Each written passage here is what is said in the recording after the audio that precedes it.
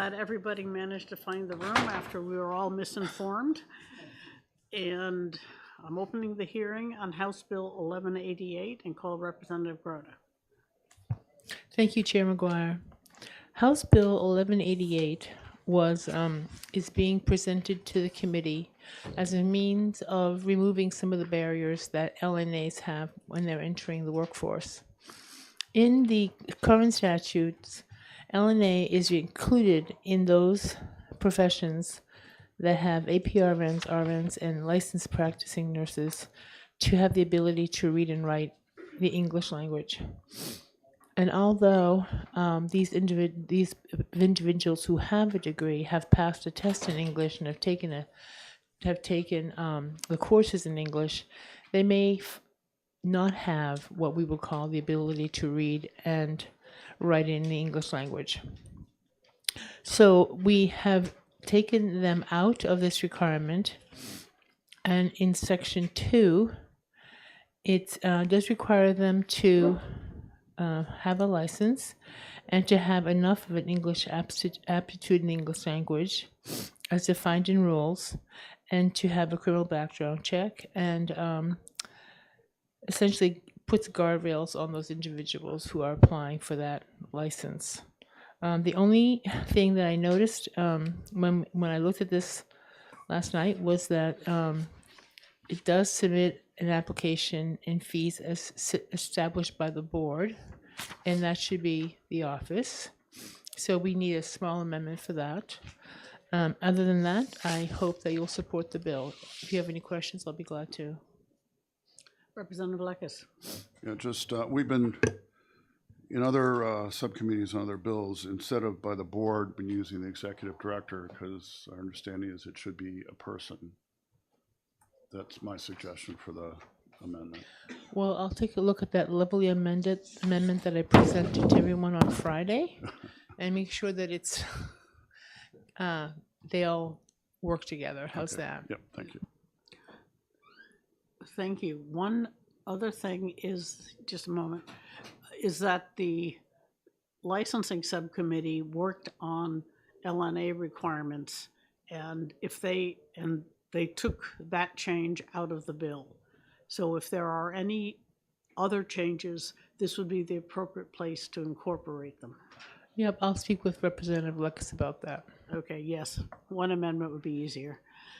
All right, Representative Mangiaputi. Thank you, Madam Chair. Thank you, Representative, for taking my question. Two-part that what we worked on the subcommittee, where the consistency of the word office or executive director, and also how we combined LNA under. So that clears up a lot more confusion for me to look at it. So that would be fantastic. Thank you. Okay, yep. Okay, any other questions? Thank you very much. Thank you. Carrie Dutton.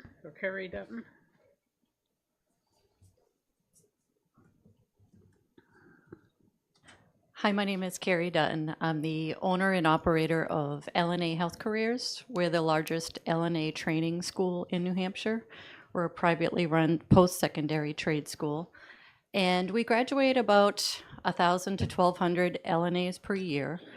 And because of the current RSA, we turn away, on average, 200 to maybe 400 individuals each year because they cannot pass the standardized English test and write an essay that would demonstrate their ability to read and write in English. These workers want to be caregivers. They're new Americans. They're not yet at the proficiency level, but we often lose these individuals after sending them away to ESL classes. And I just think we would be better prepared to care for our elderly in New Hampshire and those who need care if we welcome them into the workforce. Thank you. Representative Mangiaputi. Thank you, Madam Chair. So these individuals, they're post-secondary. Does that always jive with 10 plus 2, or is it 10 is the K through 10? Some countries have that. So do you make that distinction? We do not at our trade school level, but the high schools, the CTE programs are highly affected by this RSA. They have programs for new Americans and they can't welcome them into the programs for LNA training because of the English language proficiency issue. Thank you. I'm a bit concerned. What level of English would these people have? Because I would hope they'd be able to understand the nurses or other people's orders and also communicate with the patients. One thing about nursing and medical terminology is it's a whole different language than English itself. And so we would train the individuals to do that. And many times, the few that do make it back to us without going to other entry-level jobs, we're teaching them, although you learned English, there's this whole other language that we're teaching you to enter the healthcare workforce. Thank you. You're That's welcome. good to know. Any other questions? Representative Schmidt? Thank you, Madam Chair. Well, you already touched on the issue that I wanted to raise, and that is I'm especially concerned about the situation with patients who in many cases are going to be elderly, and if they are in distress in any way, especially, and they have somebody that they communicate their needs to who can't understand English, it's not only that they're not going to get their needs met, but they may have a panic reaction or something similar that will make their situation worse than it was when they needed something besides understanding. I certainly can understand that perhaps you have an individual, let's hypothesize, who speaks Spanish.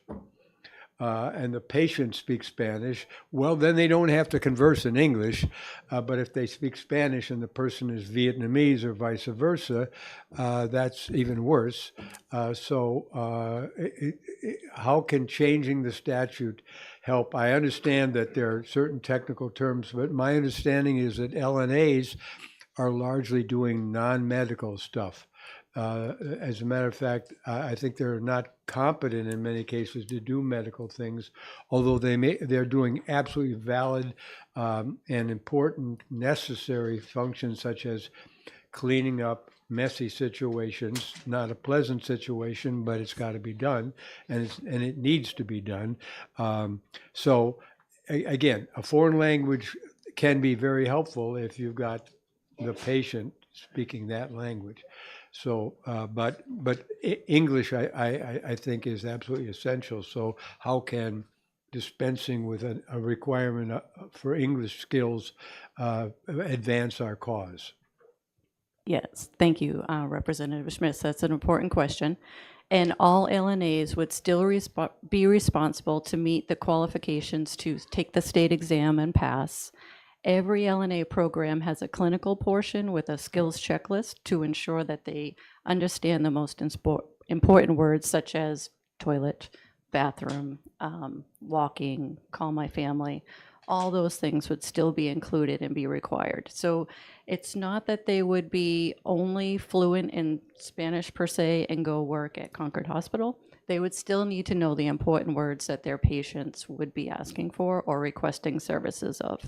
It's also important to know that, roughly 75% of the individuals an LNA would be caring for may not be communicative.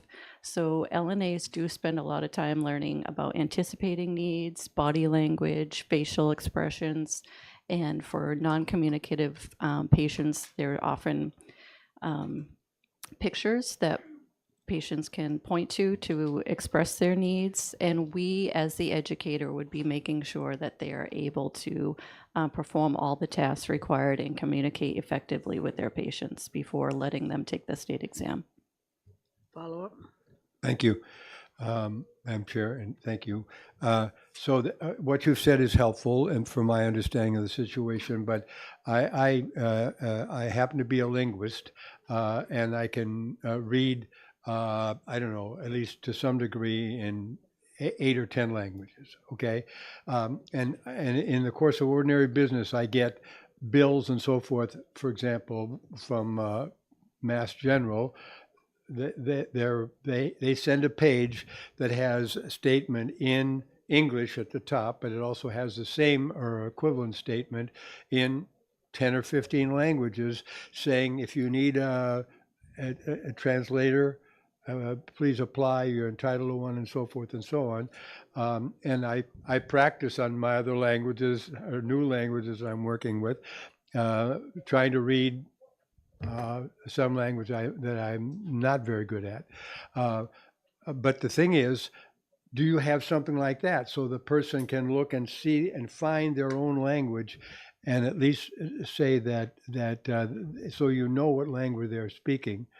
And because I'm sure that occurs, that you have people from a country that we haven't been discussing at this point, that you might have several patients from that family. So how do you deal with that? You don't have to hold that. You turn it on and leave it it on. stays. Thank you. Very helpful. Thank you. So right now we don't have tools like that because the students are expected to be able to read and write and speak fluent English. But we would love to incorporate tools like that. Employers may have tools like that if they're hiring people who need additional help if this is approved. I'm concerned primarily about the patients, because those are the people who are in need, and very often elderly, and they may not have a good communicating ability, not because of the language that they're native to, but because they are elderly and confused. And how do you deal with those people, because they are your primary concern? Yeah. That's the issue I have. Yeah, I think if whoever is responsible for that individual in hiring the caregiver would be responsible to have those additional tools if they choose to hire someone they don't feel is capable or at the level to care for their patient population. But I would ensure that every LNA who graduated from my school was prepared and ready to pass the state exam and be workforce ready with the skills required. I would imagine. Thank you. I would imagine that the employer knows how many nonverbal or non-English speakers they have in their patient population. Yes. Representative Brown and then Manjaputi. Thank you, Madam Chair. Following up on both those questions. So on line 16, one of the new requirements is have sufficient aptitude in the English language as defined in the rules adopted.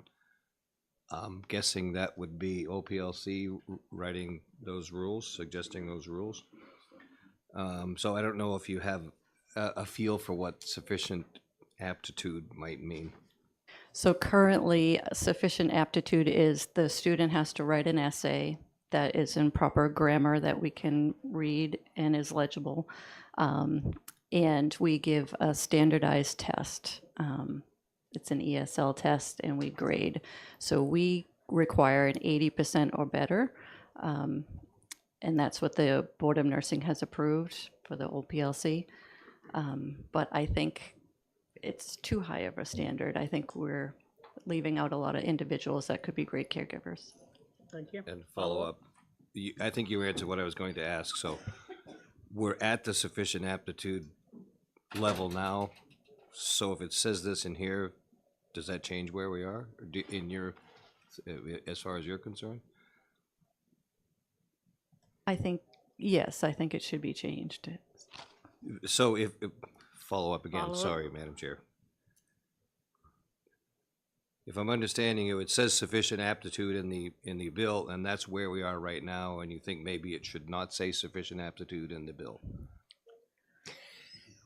Or No, it's, right now, the rules specify, the law says they must have ability to read and write. That's the same as a licensed nurse. So this says they have sufficient aptitude, which would probably be a lesser standard. Well, And- that's, yeah, Okay. thank you. Representative Mangiaputi? Thank you, Madam Chair. Question, when you have the LNA training, not only language, medical terminology, do you also have cultural sensitivity and awareness, diversity and cultural sensitivity? Yes, Okay. we do. How, follow up, Madam Chair? Follow up? How does that impact being able to assess the cultural, the patient as well as the caregiver to match? Yes. Does that give you an opportunity to do that? It does, very much so. So we're able to teach about other cultures, teach our students to be more inclusive, understanding. We introduce them to different cultures, religions, preferences. One Okay, last thank you. follow-up. Follow-up? Now, with the aging population in New Hampshire, do you see diversity in clientele or the patients too? Not everybody's English speaking. Exactly, yes. We have many healthcare providers who the elderly are optioning to stay home versus go into a center for nursing care. And there's a very large population of many different diverse cultures right now. And Representative Dillon? Thank you, Madam Chair. In the situation, as you're training LPAs, and you find, if this law were to be changed, and you find that they don't have very good English or communication skills along those lines, what do you teach them to overcome that if they find themselves in a situation where they can't adequately communicate with their patients? What do they do, and what do you teach them to do? yeah, so this would open up avenues for me to be able to have additional English training classes, whereas now my hands are kind of tied. I really shouldn't be admitting anyone to my school unless they're proficient and meet the standard that the RSA says. But now I will be able to do that. I could maybe even advertise in another language to attract those beginning speakers and then further development their skills so that they can pass the state test and meet the standardized threshold for them to enter the workforce. Thank you. Okay, other questions? Representative Simon? Thank you, Madam Chair. So you keep mentioning that they'll have to pass the standardized test. I'm assuming that the standardized test is in English. Yes, it is. Okay, so they'll have to be proficient enough in the language to pass the examination, one way or the other. Correct. Thank you. Other questions? Thank you very much. Director Courtney?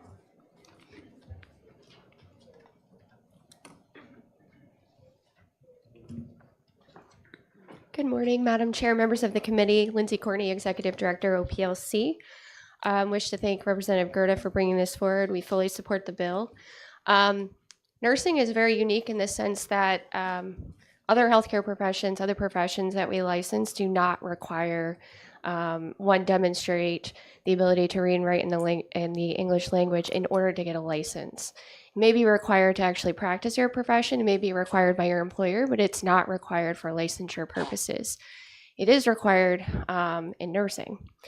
And I think the challenge is that the test that folks have to pass it represents a higher level English, as you will, than you would necessarily need in order to actually practice your profession. It's unethical for you to be able to provide services to a patient that you can't communicate with in any capacity. And I think the statute really is presumptuous and assumes that all of the patients are going to be English speakers, which we know with the changing demographics in New Hampshire, that's not always the case. If your patient speaks Spanish and you don't have the ability to communicate either in the written or cues, clearly you're not able to provide services to that patient, to those patients. So this, I think it's a pretty minor change. It allows the Board of Nursing some flexibility to still ensure that the LNAs have to be able to converse with the patient in English, But it does modify the standards or give the board a little bit flexibility to modify the standards to not require that they pass a strict English written and verbal test. And for that, we fully support it. I just want to note again, physicians, we bring them in from other countries. They don't have to take such a test. Dentists, they don't have to take such a test. Allied health, they don't have to take such a test. Nursing does. So that's just something for you to keep in mind, and I'd be happy to answer any questions you may have. Thank you. Representative Gould. So if I understand this, thank you, Madam Chair, and thank you for taking my question. If I understand this correctly, what we're saying is that by not putting, that we're giving the flexibility, the nursing board will decide what the proficiency level is, and that will be handled in rule as opposed to be in statutory authority, the exact amount of proficiency. And it gives some flexibility to make changes without this committee having to go through the legislative process. Is that right? Yes, and I think that's important, particularly with the changing demographics that we see among patients, to give the board's a little uncomfortable, I think, but I think giving them that flexibility is important as opposed to having it set in statute.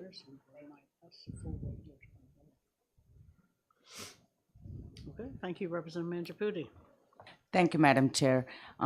The other professions that do not require this, do they have to take TOEFL, which is the foreign in a language, English language proficiency test for foreign graduates? We have to take that in order to get licensure or get into the profession. Does that have anything to do with the nursing, if nursing has that? So nursing does have, they do accept the TOEFL, RNs, LPNs. There's another examination I believe that they accept. If you have somebody coming in that's foreign educated and applying to other medical schools, it's possible that the residencies or other programs would require the TOEFL or something comparable. From a licensure standpoint, we don't require that. And I think that represents the distinction between employment and licensure. Licensure is supposed to represent the minimum competency. Can you perform their profession? In order to perform it ethically, you have to be able to communicate with your patient, but the patient may not speak English. So, is it an employment issue or is it a licensure issue? Interesting question. Representative Simon? Thank you, Madam Chair, and thank you for taking my question. And I appreciate everything that you're saying about the licensure component of it. Just trying to finish wrapping my head around the state examination that's going to be passed, where they'll have to be able to speak the language or understand the language well enough to pass the exam. But then we're saying that there's a lower standard that they should be able to achieve in the language in order to gain licensure. What's the differentiation like? How can they read and pass the exam if they're not also able to write a short paragraph in the language? Like, where does that line kind of fall?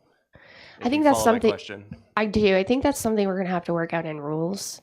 I think it's unclear at this point in time. And I was actually surprised to hear about the essay because I think a large majority of our high school students who are native English speakers probably couldn't write an essay with proper grammar. So I think that speaks, though, to the concern is are the requirements too strict? And, do you need to write in perfect grammar in order to be able to provide competent care to your patient? I think that's something, sorry, Representative, but I think that's something that would have to be worked out in rules with stakeholders. Mm-hmm. All right, follow up? Follow up, thank you. Yeah, so just for clarification, you don't know that line at this point when the bill is being presented? No. Okay. No. Thank you. Okay. All right. I think that part of it is that even if you grow up speaking another language in this country, your vocabulary is not going to be as broad as it would be if you were, reading serious books and so forth. And even if someone speaks both two or more languages, they might need to get a refresher in medical English or whatever. Okay, anyone else? Thank you for your time. Okay. Is there anyone else who wishes to testify on House Bill 1188? Seeing none, I will close the public hearing. Representative Grota will be working on an amendment, and we are off until 11:30. Thank you.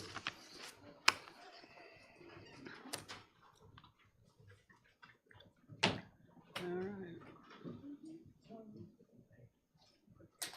Yeah, my friend called it kitchen with a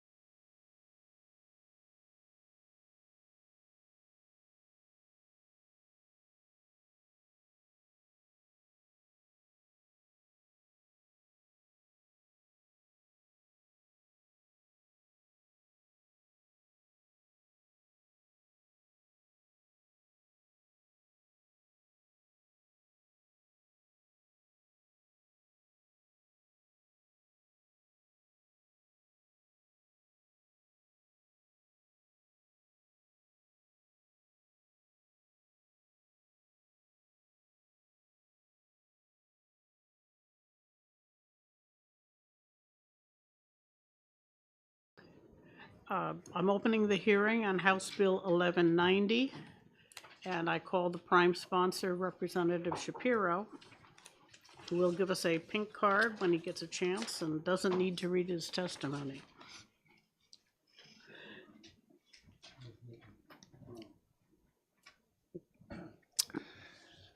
Madam Chair and committee members, thank you for giving me the opportunity to speak in favor of House Bill 1190, which will have us adopt the Interstate Social Work Licensure Compact.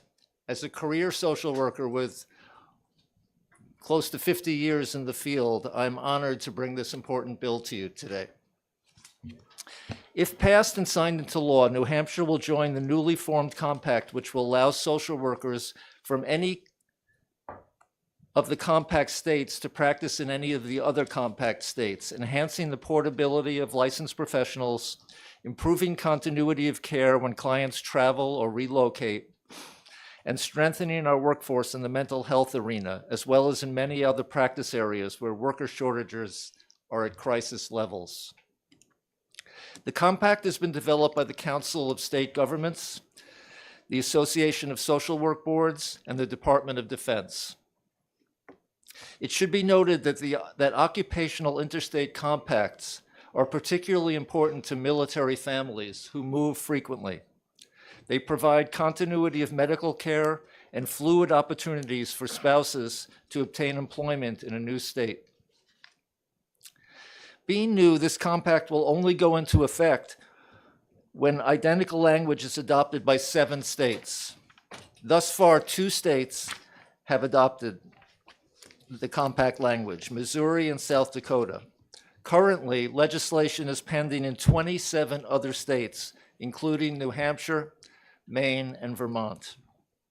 Joining early means that we will have the opportunity to be part of developing the rules which will regulate these multi-state licenses.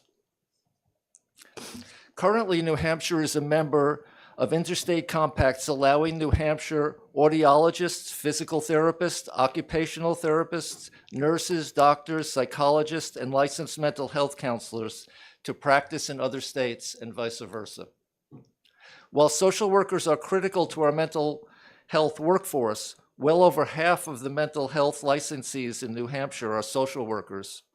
It is important to note that social workers practice in many areas, including education, child protection, medical, corrections, developmental disabilities, policy development, and advocacy. I do not think I need to tell the members of this committee about the workforce shortages we face in all these areas. I sit on the board of one of our community mental health centers, and every month we are confronted with vacant positions, high turnover rates, limited client access, and stories about cutthroat competition to fill positions. I certainly do not expect that joining the Social Work Compact will in itself resolve our workforce shortage areas in the area of mental health. And I know this committee and OPLC has already made some important recent changes to enhance portability of licensure. The compact is one more tool that will ease the burden of clients and professionals receiving and providing services across state lines. I first became interested in this issue after being contacted by a large private nonprofit counseling agency in Keene, where I live. The director recounted many situations where they would make a hire, either from far or near. We're very close to the Vermont border, only to have the expected employment languish for month after month as the clinician attempted to get licensed in New Hampshire, often giving up along the way. I want to address 2 questions that people have brought to my attention as I've talked to people about this bill. First, will joining the compact in any way lessen the quality of eligibility criteria for social workers practicing in New Hampshire? Will it lessen the quality of the social workers who practice here, basically? I believe the answer is no. A compact clinical social worker will need a degree from an accredited MSW program, passage of a national qualifying exam, and 2 years postgraduate supervised experience. the equivalent criteria for a New Hampshire license and the equivalent criteria when I got my license many, many years ago. Second question, once we have joined, what do we do if we disagree with the regulatory language or are otherwise dissatisfied with the governance or functioning of the compact? Just as we can pass this bill to adopt the compact, we can at any time pass legislation to end our involvement. In fact, in 2021, we did just that, passing SB 133 to repeal participation in the Emergency Medical Technician Compact. In summary, I would ask you to vote in favor of this important common sense approach to enhancing reciprocity and reducing the regulatory burden on those who provide critical services to the citizens of New Hampshire. Thank you. Thank you. Are there questions?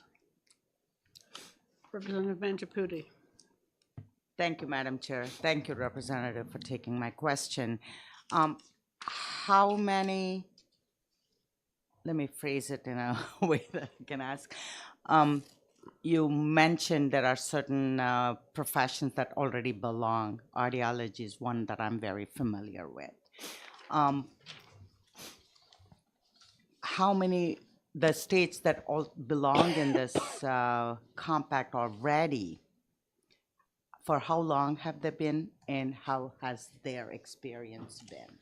Representative Mangiaputi, he did testify that this is a new compact. It has not yet gone into effect in any state, and therefore that's impossible to answer. I thought I heard as 2 or 3 states have already joined. That's why I'm trying to ask.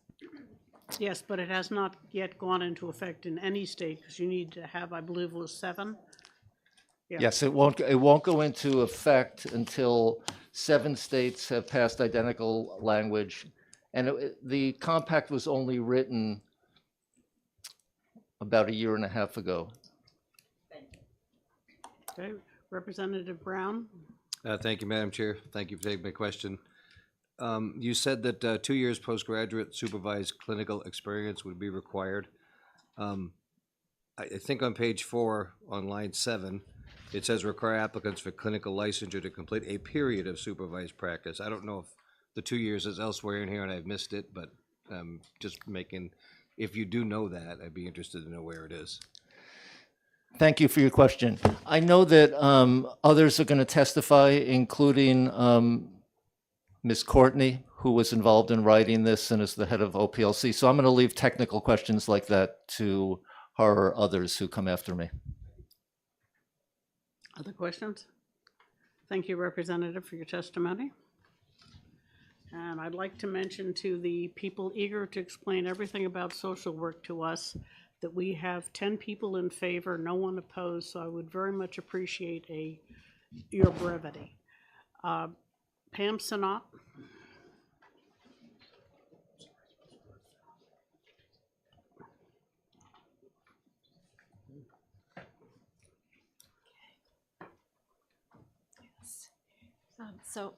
My name is Pamela Sinod, and I'm a licensed independent clinical social worker with over 25 years of experience in the field.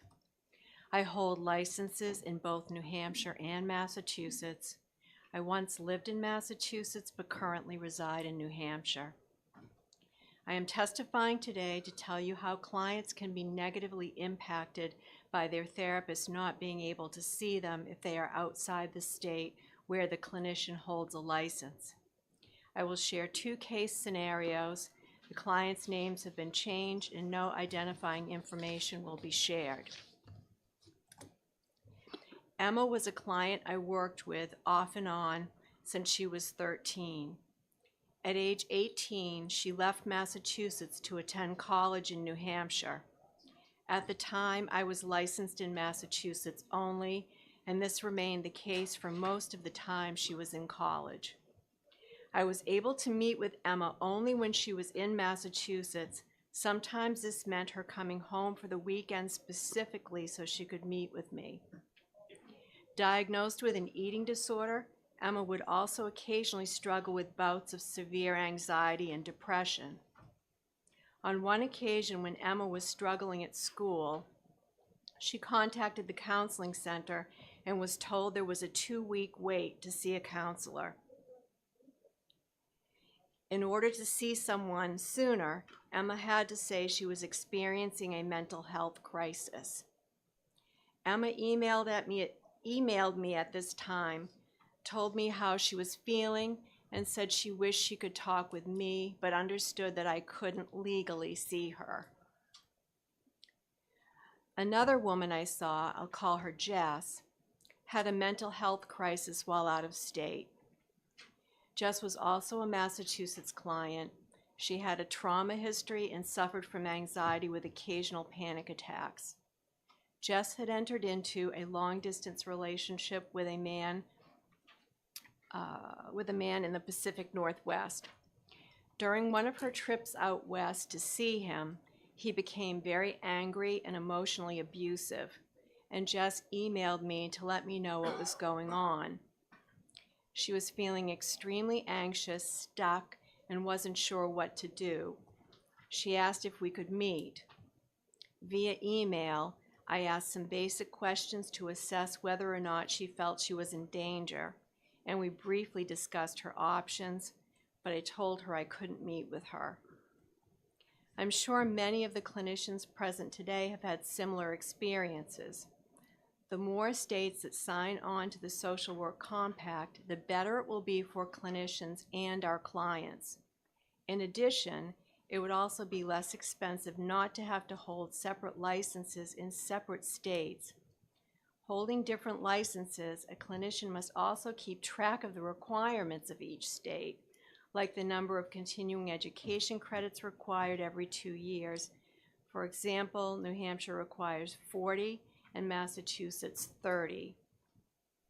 I urge you to support HB 1190. Thank you very much. Are there any questions? Representative Schmidt. You seem to be reading some prepared remarks. Are you going to submit those? Yes, they've been submitted online. I can submit this as well. Thank you very much for that. Okay. Okay. Melbourne Moran.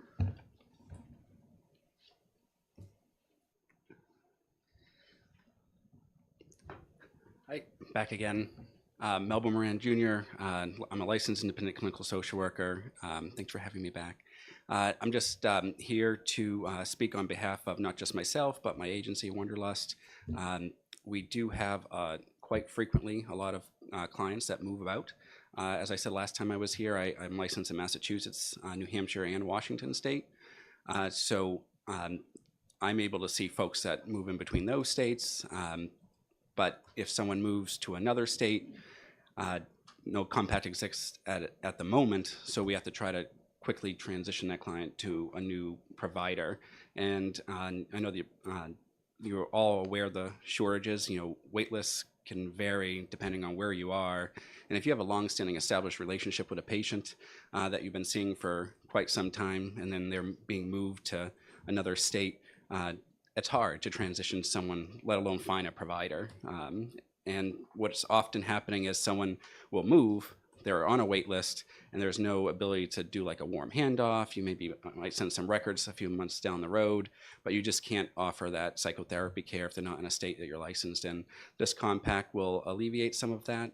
I know with my mental health, licensed clinical mental health counselors, I believe that compact does have 7 or more states, and it's enacted, but I might not be right about that. But for example, if they were transferring someone to another state and they were part of that compact that's already passed here in New Hampshire, they could still see that person, whether they want to continue with that person or hand them off until they find someone in person. That's good care. Right now, we can't even do that with social work because the compact's not even passed. But just in general, I think having the ability to not terminate care, my agency takes TRICARE, which is a military insurance, and quite frequently people are moving. Last week, one of my patients is moving to Washington. Hey, I get to still see them, but a couple months prior to that, they're moving to Arkansas, another patient, so I can't see them. It's frustrating to patients. They want to stay with you, and then finding someone that's qualified to provide the care with all the wait lists is a whole nother thing. So I'll keep my comments brief. Okay, thank you. Representative Mangiapudi?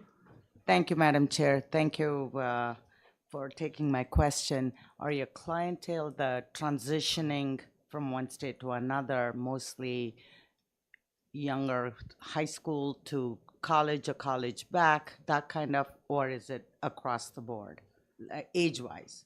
I would put them in to different categories. We have the military category of folks who are either in military, or their spouse is a patient, and they're being moved around, or you have the college kids that are going to college who maybe you've seen throughout high school, and now they're going to Florida or Maine or another state, and then you have just the working professionals. Like in Nashua, BAE is a very popular employer in Merrimack and everywhere else in the state. So you'll get a lot of engineers that'll be moving their families around, but they might be here in Nashua for a year and then they have to move to another state as part of their work. So the working professionals is another group that we see that are often moving. And, you know, I don't know about anyone here, but let's keep the PhDs working on nuclear weapons in mental health care without losing a provider when they're moving from state to state. Thank you.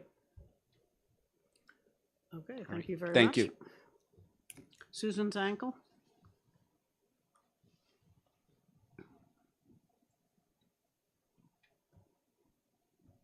Hello, thank you so much for the opportunity to testify today. I'm a licensed clinical social worker and I live in Hopkinton, New Hampshire. Before the pandemic, I was working in Manchester in a pediatric clinic as an integrated behavioral health clinician, so I saw all my clients in person. And then during the pandemic, all of us had to switch to telehealth, which was something that everyone had to adjust to. I was able to, at that time, I started a new private practice and saw, you know, all of my clients actually just through the screen for the first year. I will say it was amazingly effective, really built strong relationships with each of these clients. And then when that ended, now most of my clients in private practice are in person. Occasionally, that will switch to, like, because of weather or health, to telehealth. So I think this telehealth piece, because it's so effective for behavioral health and mental health, is a reason why this compact is so important and will work so well. I have 3 situations where I've had to kind of adjust because of the inability to have this social work compact. One is a client that I've worked with for several years, as you described, a high school student. I started seeing her when she was in middle school in person, and then she went to college, and we developed a really strong relationship, and she has done so well, but this was a huge transition. And we know with youth, these transitions are times where where having support is really important. I haven't been able to see her. She's, because of the compact, she's actually in a state in North Carolina, and have seen her when she's come back, and she's made some trips back for that, and made sure to see me. Evidence shows that for social work or for mental health, that it is the relationship that is the most important thing when we think about people doing well with their mental health care, that relationship they have with their clinician is the key, rather than the form or the mode of the modality of treatment. So being able to maintain this continuity of relationships is really important. Often with youth, they won't find someone else. It takes so long to build that trust and relationship that they will just wait. The second situation is actually personal. I have elderly parents who live in Massachusetts and who have needed my care, and as a result of it, I went ahead and got licensed in Massachusetts. I don't have any clients in Massachusetts, but for the sole purpose that I'm having to go to support them and need to continue to be able to have access to my clients in New Hampshire. So I actually went through the process of being licensed. It was very time consuming and costly, and I was happy to do it, but it is certainly a burden. The third was I have a daughter who had a terrible ski accident in Montana a year ago, and so I had to, in an emergency, go out and spend a month in that state. I went through the process of trying to get licensed in Montana. I went and had to get fingerprinted and did all the paperwork, and decided that I was going to risk my license to go.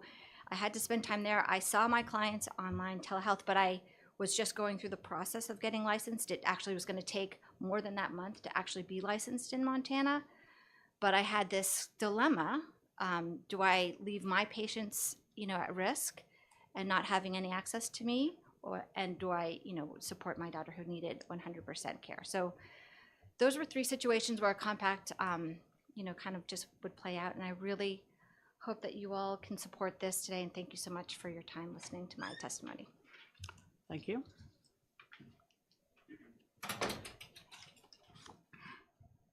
Donna Moore, sorry.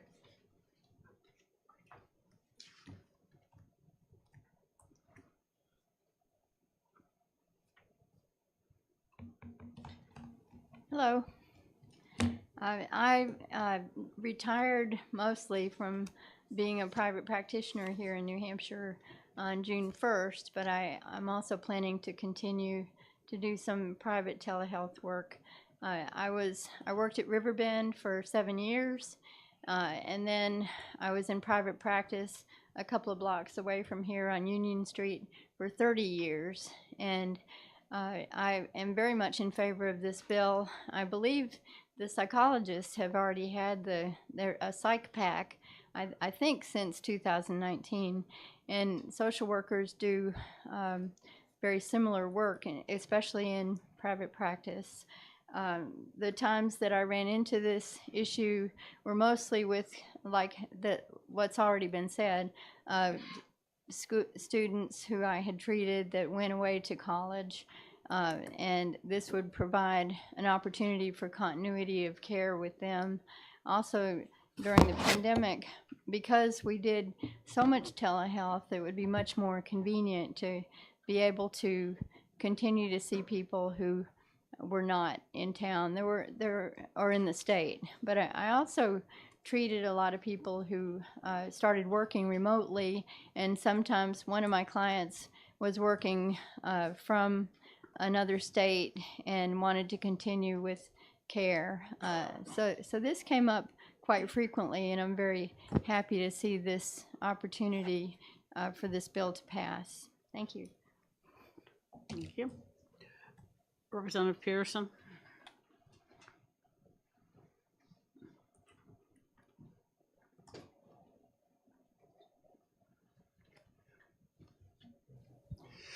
Thank you, Madam Chair, and apologies for my being out of breath. I just ran up the back stairs from my committee. For nearly 30 years, I've been co-founder and part-time CEO of a wellness center in Kingston that combines family practice medicine, 3 providers, counseling, 2 master's level certified therapists, and a massage therapist. Over the years, the lack of interstate compacts has hurt us as we sought to bring in trained professionals with no black marks against them in their records from out of state. And in 2 occasions, they had to kind of cool their jets here in New Hampshire while they went through yet another licensing process here. This bill, if signed into law, would speed up the process for organizations like mine, a process which I believe is unnecessary. I don't know all the details in this bill, but I do know that Lindsay Courtney, the head of our OPLC, was part of the group that developed the one that is in this bill. And so if anybody says, well, isn't there the danger that we're not looking after New Hampshire interests? I think that's the answer to that question. So I would just encourage us, please pass this bill. It will help people who hire professionals like myself to get our job done in a more expeditious way. Thank you. Okay. Director Courtney?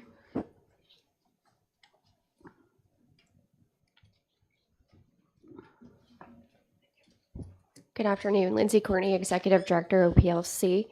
Wish to testify in support of House Bill 1190.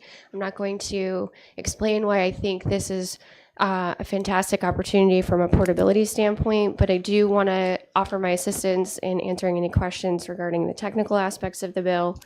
I would just point out that much of this is boilerplate. It cannot be changed. It absolutely can't be changed in order for the compact to be effective.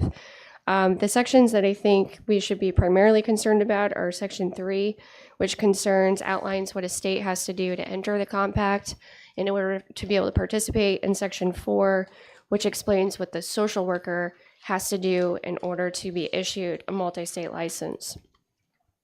I also just want to note that there are essentially two different types of compacts. There's the compact that's contemplated in this bill, which is the multi-state model, which is that you get a license in your home state and you can practice in any other compact state. That's the model that nursing uses. And so you only have to have one license, one fee, one set of continuing education requirements. Other compacts use a privilege to practice model, which requires the person to get licensed initially in their home state and then essentially apply to a body for a privilege to practice. They have to pay a separate fee. The difference there is that you know who's practicing in your state. So that's basically the policy reasoning behind why you would choose one versus the other. In addition to portability, the compact offers the opportunity for the states, requires the states to share data, particularly regarding investigations, significant investigative information, and complaints. And so I think that's the difference between what we did last year with House Bill 594 and essentially allowing for universal licensure in New Hampshire. This provides an opportunity for us to exchange that information so that we can alert other states when there's something going on that is not considered public information, but that could impact that person's ability to practice in that other state. It provides that information exchange. And so I think from that perspective is more protective of the public than traditional portability would offer. So Section 4, which you can find, let's see, starting way at the bottom at page 4 and on to page 5, it outlines what a social worker would have to do in order to meet the requirements. And Representative Brown, you asked a question regarding the hours requirements. And I would draw your attention to, it looks like paragraph 4. This is where the 3,000 hours or the 2 full years of postgraduate supervised clinical practice is specified. It's in the social worker part of the bill, as opposed to the state participation part of the bill. But essentially, the social worker would have to pass a clinical category qualifying national exam, which we already require, attain a master's degree, fulfill a practice requirement, which is what we already require. Beyond that, I'd be happy to take any questions, but I know you have others wishing to testify, so I don't want to take up too much of your time. Thank you. Representative Groda, you're a co-sponsor. Sorry. Representative Manjaputi. Thank you, Madam Chair. My question is you said the nursing has this portability, so we can have the visiting nurses from other parts of the country. Correct. Will this open up that recruiting or getting more help in social work if this portability is established for providers, traveling providers? Yeah, so when we were drafting this, we felt very strongly that this model was the better model for this profession, in particular because some of the issues that you heard before me surrounding telehealth and a client going on vacation or a client going to college or and so for those reasons we thought that allowing the flexibility of not having to get the privilege to practice every time somebody opted to go to a different state, even temporarily, would be the better fit for this profession. So it could certainly help with recruiting. Representative Broda. Thank you. I have 2 questions. The first question is, I think one of the drawbacks to this type of compact is that we have no say in the compact itself, which to some members of the committee is a concern. So can you address that concern? And I do have a follow-up question to that after. So I think you have a say to the extent that you can either choose to adopt it or not. You can also choose to repeal it at any time. And then the other thing is that each state has to nominate or provide a delegate to the Compact Commission, which participates in the rulemaking obligation. And I'm currently the Compact Commission member for the Mental Health Commission. Essentially, we go and we work with the other state commissioners and we adopt rules. And there are requirements and notice and opportunity to be heard as it relates to rulemaking. So I think the state does have, through that delegate, does have the opportunity to continue to participate in the compact. I don't know if that answers your question. Follow. So in that rulemaking process, do they have a similar, is the rulemaking process similar to what we have in New Hampshire? Yes, there's notice, there's public meetings, there's public hearings, there's opportunity for comment, a requirement to respond to comments. It's very similar. Follow Follow up? And is that, those public hearings, are they accessible by residents of New Hampshire? They're publicly noticed for us or for other states that are part of the compact? Yes, they're often held virtually. I do think the Compact Commission meets once a year in person if they can, although there's always members who attend remotely. And the public typically attends remotely, but they're welcome in person as well. Okay, and last question. Follow up? Thank you. Why would New Hampshire choose to withdraw from a compact? What would be some of the reasons that some, like for example, in the EMT compact, why did we withdraw from that? So I can't speak for the legislature. I think there were some concerns about essentially it, instead of bringing people in, could take people out of New Hampshire. But I think the primary concern with the compact is, one, do we want to promote portability? Yes, I think we do. Do we want to ensure public safety through a standardized set of rules that the states have agreed to? These standards have been negotiated by the participating states, and then as states enter into the compact, they are agreeing to that contract. It's both a contract and a statute. So for some states, they are basically raising their standards that they would otherwise typically. So we're all agreeing to the same set of standards, and I think from that perspective, it's to promote the public. I know that there's the argument that it's unconstitutional. I would disagree with that. So I think it's hard for me to play devil's advocate and explain why you would not join the compact. Thank you. Okay. Representative Simon? Thank you, Madam Chair. Thank you, Director, for taking my question. I wasn't going to ask it, but you kind of alluded to it in your testimony, so I figured I might. Is there anything in the compact that would prohibit a large social work corporation from forming, let's say, in Nebraska, because Nebraska joined the compact, or driving down prices, or giving greater wages in that area? And since telehealth is such a large component of the compact, as we've already heard testimony to, basically outsourcing all of the on-site care in New Hampshire out of state, or a vast majority of it, to a large corporation, and then not having as many in-state clinicians as we presently have. So working the other way, as opposed to bringing people in, like you said, we'll be exporting people to some other state that, I think if you allow for portability, there's always going to be a potential that people are going to relocate and continue to seek to do services in New Hampshire. What I would say to that, though, is that we have a fantastic state, and wouldn't people who live here want to keep living here? Practically, I just don't see that happening, but I think that's a possibility. It's always a possibility when you talk about portability. Thank you. Very political question. Answer to the question. You've been around us too long, I think. My other concern with this is you discussed the rulemaking process. And on page 16, I believe it is, of the compact, it says that those rules would have the force of law in all of the states in which they're implemented.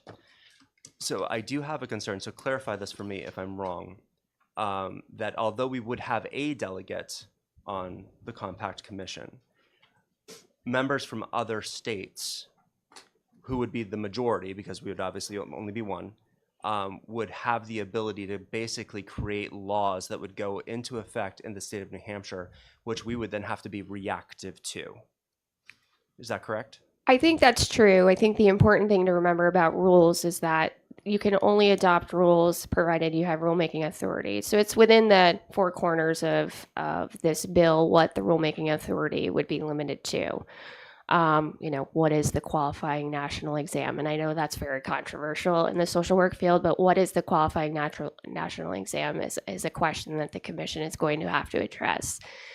At some point, if the rules were out of line with what we in New Hampshire wanted to see, then the only choice would be to repeal it and no longer participate in the compacts.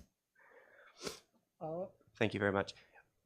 Yes, but as we know, the difference between rulemaking and lawmaking is that rulemaking is a little bit more nimble and can happen a little bit quicker than we're able to. So one of my concerns would be, and correct me if I'm mistaken on this, if a rule were to pass, say, in May of this year, say we were in the compact and a rule came in and we just really didn't like it, that basically puts us on our heels until next January at the earliest, February, maybe March. We could be a year out before we could adequately respond to that rule. Would that not be the case? I think that's true, although my experience in being the commissioner for the Mental Health Compact is that the rulemaking process is extremely slow going. We're still working our way through some rules right now, and they're pretty basic rules. This is where you would send in information, or this is the examination that we will accept. I guess, is there a particular issue that you think would be somewhat problematic given the rulemaking authority that's contained in the document? If you could point me, because I'm obviously looking at it, it's one of our newer bills that I'm looking at, to where that is outlined in the bill itself, so I can take a closer look at that, that would be helpful.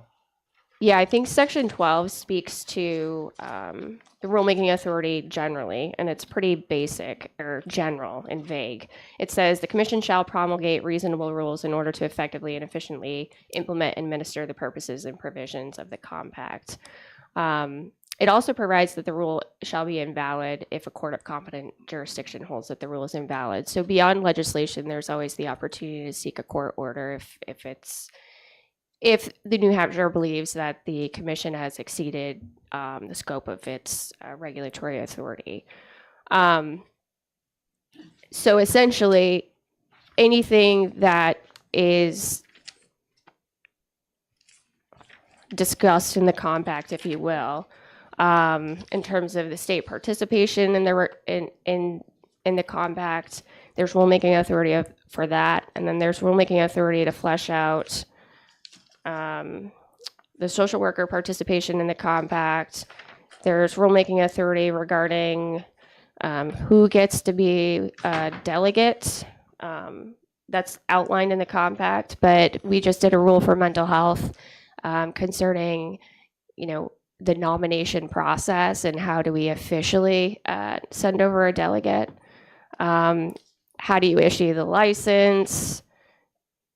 Establishment of the compact commission. These are all the different sections where you would have rulemaking authority pursuant to Section 12. Okay. Thank you very much.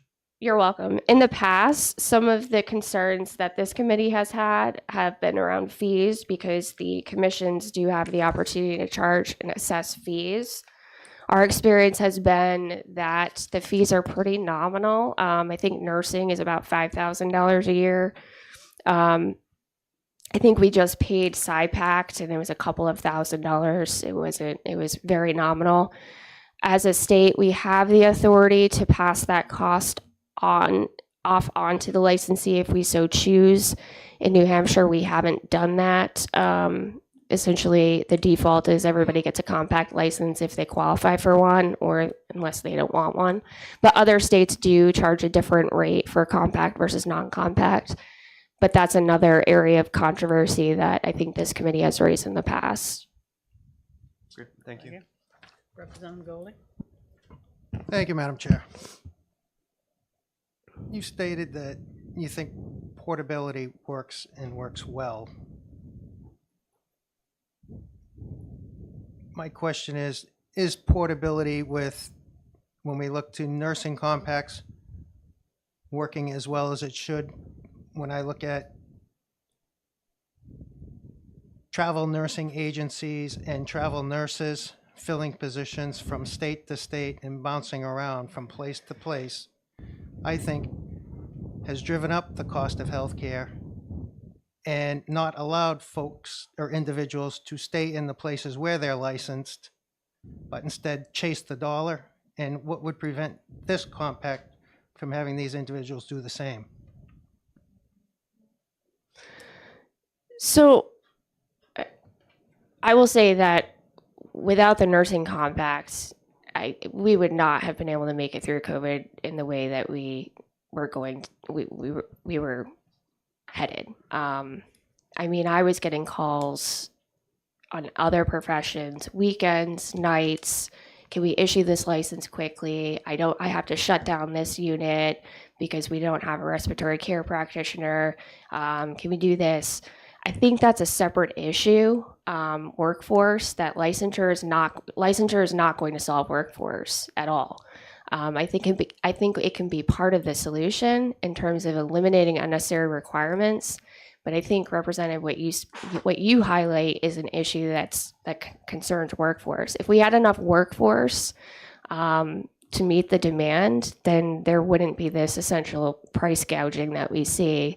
But that doesn't mean that we shouldn't offer people the flexibility and remove unnecessary barriers that portability presents for people who need to move around.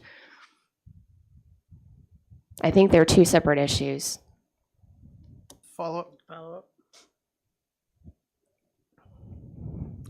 I'll leave that issue go, but I will disagree on that. The other question I have is, I look at this and I go to page 14. And can you tell me why this commission needs qualified immunity, defense, and indemnification? Yeah, I can, because essentially they're acting as a quasi-state body. They're a public entity because they're seated by state representatives. And so just like every other state official and state public body who receives qualified certain immunities, this body does as well. They're acting on behalf of their state. It's a public body, and that's why the delegate has to be either a board member who's a state official or a staff person like myself who's also a state official and is entitled to immunity. Representative Peralta? Thank you. So last year, we had Representative Goley reminded me of the registry that we put in place for the traveling nurses. We might remember that? Yes, I do. And I understand that in some cases, rather than going through this registry, nurses just decided to come on board to New Hampshire and work here in some of these either county homes or nursing homes. So first, I'd like you to verify that. And second, did the compact help with that because they were practicing in another state? This is about the nursing compact. Is it kind of a loaded question? Yeah, can you repeat the first part or rephrase? Yes, because we instituted this registry. Yes. Rather than being registered, some of these traveling nurses just decided to work, just took a job at a local place. Correct. Right? Yeah, absolutely. So, and then did that was that part of that ability to quickly pick up a job, part of that portability from the nursing compact? Absolutely. I think nursing in particular, but I think we saw the greatest need with interesting the data that we have, which is, as you know, very limited, but the data that we have from the emergency licensing experiment shows that during COVID, where we initially saw the greatest need in terms of portability was in the mental health professions. Because people were seeing their clients in their offices. And literally overnight, they moved to a telehealth platform. And if they resided in Vermont and the client was in New Hampshire, now they need a New Hampshire license where they previously saw the client in Vermont. The initial several thousand emergency licenses we issued were for mental health providers primarily. We didn't have to issue nursing because nursing could just work as long as they were part of the compact. There is a need here, I think, particularly for those circumstances that were addressed by folks previously, that I think will be served with this compact. Representative Simon? Thank you, Madam Chair. Sorry, it's a long bill, so I'm not trying to pick on you or anything. Oh, you're fine. So you had mentioned before that if there was concern, you could adjudicate that issue. Being an interstate compact, how does that work? What level of court would hear that adjudication? The state in which it's making the claim in the state court? Would you have to go to a federal circuit court? Where would that complaint be made in a compact? Ooh, I think I want to research that a little bit before I give you the answer. Sure, that's fine. And so maybe I can follow it up with an email. Yeah, I think Section 12 discusses. Yeah, my assumption would be federal, but let me take a look at that, and I can send you an email to respond. Thank you very much. Representative Goley? Thank you, Madam Chair. One last question, seeing he brought up that issue. What would happen, or how would a case be handled if there was an action brought up on someone who was here in New Hampshire on, let's say, a Texas license? Licensee from Texas here in New Hampshire does something egregious, has a complaint filed against them. Mm-hmm. What then happens? So I understand that they have a Texas license, home state license, and they're working here on a New Hampshire license.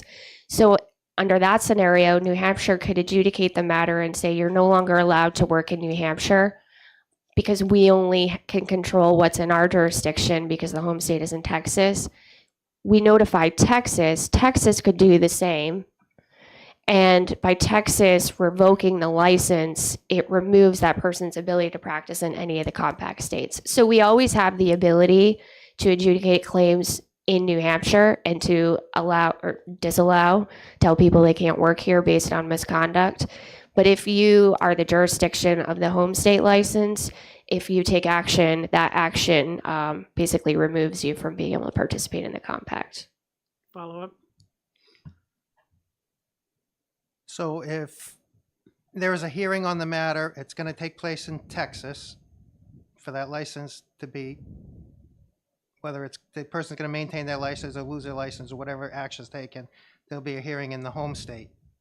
What would happen to the individuals who would be testifying in favor or one way or the other from New Hampshire? Would they be traveling to Texas to be at that hearing to justify their concerns?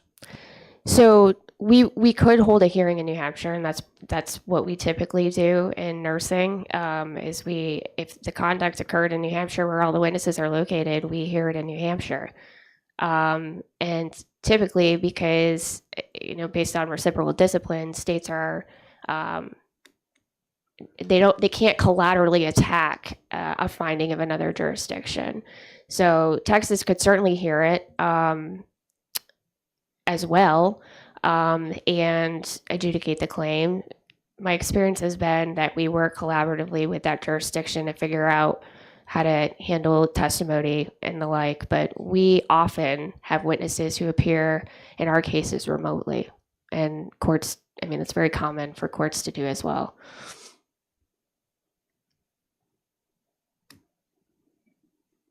Follow up? It's kind of, could be in New Hampshire, but could be in Texas. Yeah. So my question is, where is it happening? Because, I would like to know if it was a New Hampshire licensee and was working in Texas and something happened down in Texas, to get their license revoked in New Hampshire, and it took place in Texas, you're going to just go by what they said in Texas instead of, I thought the law here in New Hampshire was that you have to hold a hearing or an appeal if they choose to appeal that. So I apologize. There's a lot to unpack. And I don't want to give you a lawyer response, but it's always going to be, it depends. It depends on the facts. And that's the case whether you're part of the compact or not. So what we're talking about is the compact. You know, do you want to have licensees be able to practice in states with one license, or do you want them to have to get a license in every other state? So under the scenario that you presented me, somebody is originally from Texas, has a Texas license, let's say they're not part of the compact, has a Texas license, comes to New Hampshire, has a New Hampshire license, commits misconduct in New Hampshire. We adjudicate that claim.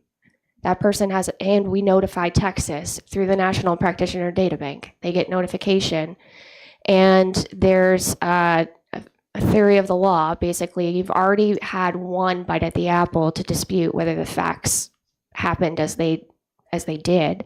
And so Texas has to have a hearing in order to discipline you. But the question is not, did you commit the misconduct? The question is whether or not we should impose sanctions based on the finding of the New Hampshire court.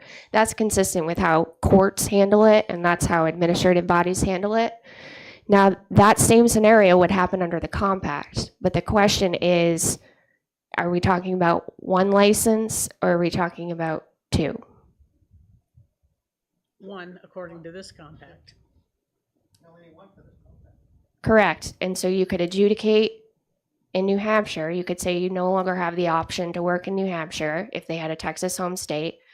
Texas would take a look at it and they would say, okay, we don't want you working anywhere because we have the home state. We're going to revoke your license, and now you don't have a compact license and you can't work anywhere. New Hampshire can only take away what's in New Hampshire, but because Texas is the home state, it can take away your opportunity to work anywhere.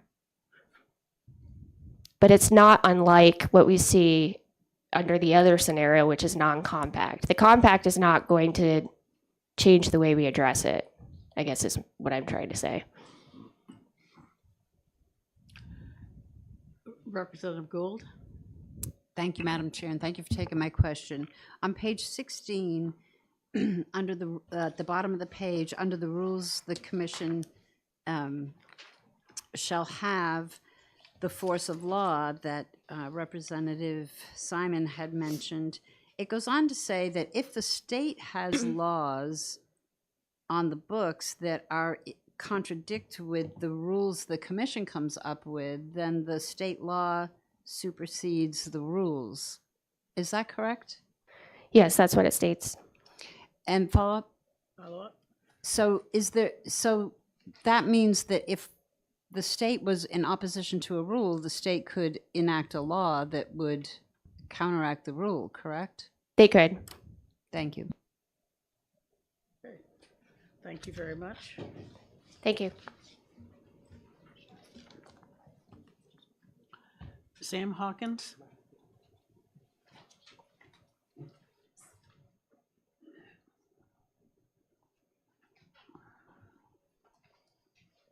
Good afternoon, Madam Chair, members of the committee. Thank you for the opportunity to testify today. I'll keep my comments brief. My name is Sam Hawkins. I'm the Public Policy Assistant at NAMI New Hampshire, the National Alliance on Mental Illness. NAMI New Hampshire is a nonprofit grassroots organization whose mission is to improve the lives of all people impacted by mental illness and suicide. On behalf of NAMI New Hampshire, I'm here today to speak in support of House Bill 1190. I'd like to echo the comments of previous speakers of the grave impact of the healthcare workforce shortage, especially on mental health providers, resulting in excessive wait times for patients and increased risk of harmful burnout for dedicated professionals. 1 in 5 adults and 1 in 6 youth aged 6 to 17 experience a mental illness each year in New Hampshire. As of 2021, more than half of people with a mental health condition in the U.S. did not receive any treatment. NAMI New Hampshire has heard countless stories of people who were given a list of up to 20 providers by their insurance just to discover that none of them were accepting new patients. The average delay between the onset of mental illness symptoms and treatment is 11 years. When individuals with mental illness receive the right services at the right place at the right time, fewer folks will end up homeless, hospitalized, or incarcerated. This bill would help to address the mental health workforce shortage in our state, expand access to care for Granite Staters, and enable continuity of care for existing patients. For these reasons, we urge you to vote OTP for this bill. I'm happy to answer any questions, but I'll defer technical questions. Thank you. Representative Mangiapudi? Thank you, Madam Chair. Thank you for taking my question. NAMI, New Hampshire is a chapter of the national chapter. Yes. And you have several programs in terms of suicide prevention, first episode psychosis, and those kind of stuff. How does this back up the policy aspect of NAMI that's providing to the healthcare providers shortage or programs access to mental health providers? Thank you for your question. If I understand it correctly, this would not expand access to our programs as I understand it, but of course from a policy perspective, it is our priority that folks who need services get access to it, and we see this bill as doing just that. Thank you. Representative Simon? Thank you, Madam Chair. Perhaps you would be able to clarify this question for me. We know that there's a shortage in the state of New Hampshire. Is there a surplus someplace else? And I don't mean that to be tongue-in-cheek. It just seems like if there's a shortage everywhere, I'm just trying to figure out where the additional workforce is coming to lighten the load, or how you see that working. Sure. Thank you for the question. I'm not aware of a surplus. I'm sure there are other states that have a higher population or have less rural areas. We know specifically for people in rural areas of the state, they are seeing that shortage more than some people in the southern aspect of the state, and telehealth would open that up. But I'm not aware of an existing surplus that I could speak to. Thank you. Thank you very much. Representative Schmidt? Thank you, Madam Chair. Following up on Representative Simon's question, if we have a reciprocity situation, which we do in a number of our professions, is it already the case that people could come here to New Hampshire based on, as one of the earlier witnesses testified, this is such a desirable place to live, as long as you've got an unlimited wallet, such a desirable place to live that we're already attracting people from other areas to come and practice their profession here. Is not that not the case in response to Representative Simon's situation as well? Thank you for the question. I think it is absolutely true that many people move to New Hampshire for a lot of the fantastic things it has to offer. But this bill goes beyond that to college students who maybe grow up here, go out of state, want to maintain continuity of care, people who winter in a different state and want to maintain continuity of care. It's important for that aspect as well. Thank you. Representative Gould? Thank you, Madam Chair, and thank you for taking my question. Having a family member who uses these services and fits the scenario you described, even when there is not a surplus of workers, do you find that the lag in services that can be created by waiting on the wait list to find a replacement provider when there's not, this is detrimental to the well-being of those seeking services? Thank you for the question. Yes, absolutely. Any delay in treatment when it is absolutely critical can lead to progression of the seriousness of the illness that can see real drastic negative outcomes. Thank you. Thank you. Thank you very much. Ken Snow?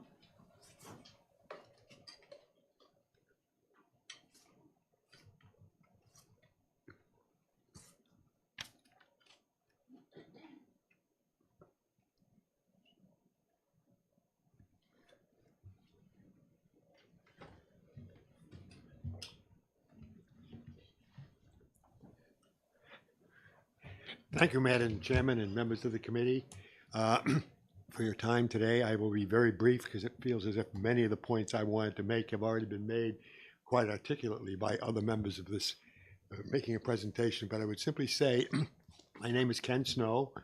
I'm from Manchester.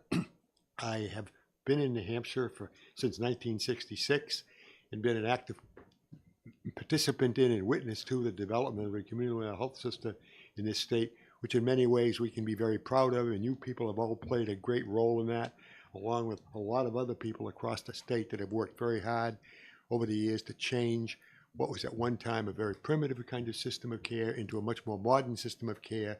This is a bill that attempts to fine tune that and do it an even better job by maximizing the opportunity for us to attract qualified practitioners to come into the state and to work along with the rest of us to make that happen. I understand your concerns, and I'm glad you're looking at this so carefully. I do just comment as it was my impression, having read this very lengthy bill myself, that the answer to Representative Goley, who I know, he's also from Manchester, and we know each other, I would simply say, keep in mind, New Hampshire still controls what happens in New Hampshire, no matter what happened in Texas. They can rule either go along with New Hampshire or not, but in the end, that person still cannot practice in New Hampshire. So we still have control over that. And I hope that somewhat reassures people that we're not subject to the whim of another state's decision in how it impacts how our citizens are going to be served.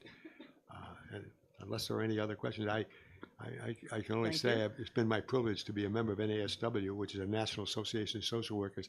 I celebrated my 62 years as a member of that organization, and I've been an active advocate for mental health ever since, and I hope I'll have the opportunity to continue doing that. Thank you very much for your time. Thank you for your testimony and your service. Warren Perry.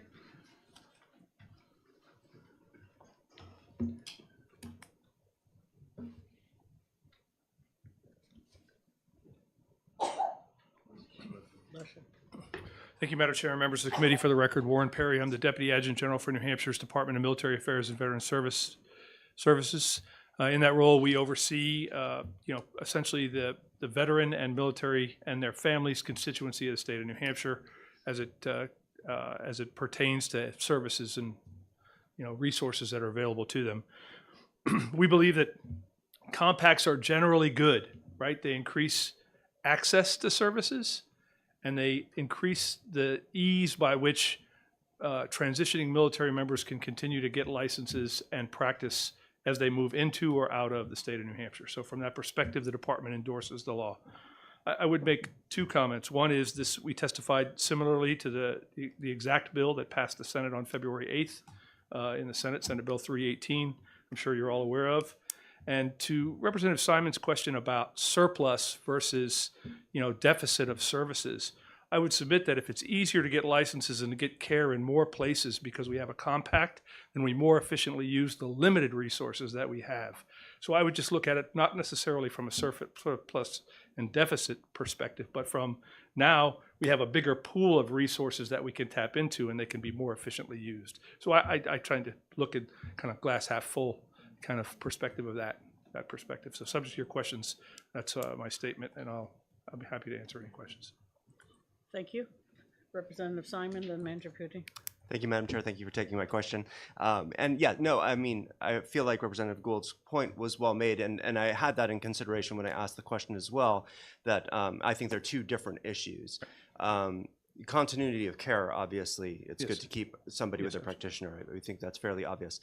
My question was more along the lines of, if each practitioner is already stretched to their limit, how does opening up this, increase the pool, so that there's more access to more care because everybody's already strapped. Now, it would make sense to me that if everybody isn't actually all, strapped with the maximum amount of patients, then that could be of assistance. But all the testimony that I've heard today is that they end up on a waiting list for 4 weeks, 6 weeks, because they can't get in to see anybody because they're already booked up and they don't have room for more patients. So just wanted to make sure that I clarified my question, and if you have anything that you could add to that, that'd be great. I'd be grateful. I certainly don't disagree with your premise. I mean, nobody has enough hours in the day to get all the work done that they need to get done. But if we create places where we can get into the system, more places that we can get into the system, we can more efficiently use the limited resources. So I certainly agree.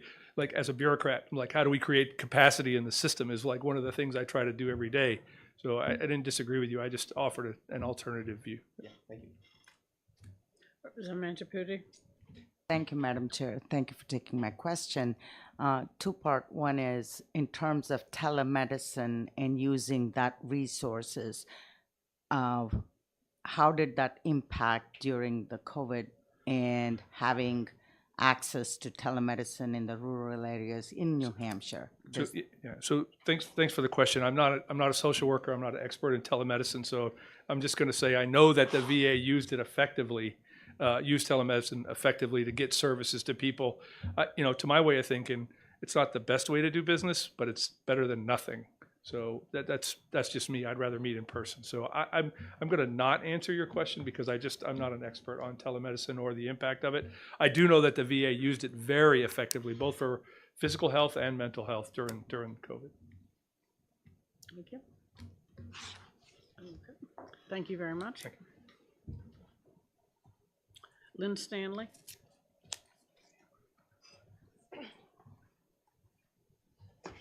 Thank you, Madam Chair and members of the committee for hearing my testimony. My name is Lynn Currier-Stanley. I am the Executive Director of the National Association of Social Workers, New Hampshire chapter. I am a licensed independent clinical social worker, and I live in Pennacook. Previous testimony has really covered a lot of the points that I would make. I will highlight this helps social workers in that they do not. Social workers already have, especially along the borders, multiple licenses. They already have them. If they have clients who go to Florida in the wintertime, they've already got the telehealth license in Florida. The thing is that they're paying for that, thousands of dollars every year, every other year. The multi-state social work compact will alleviate some of that cost that social workers are paying right now. This is a benefit to New Hampshire citizens who are clients. Students who go off to college, people who go off in the winter time.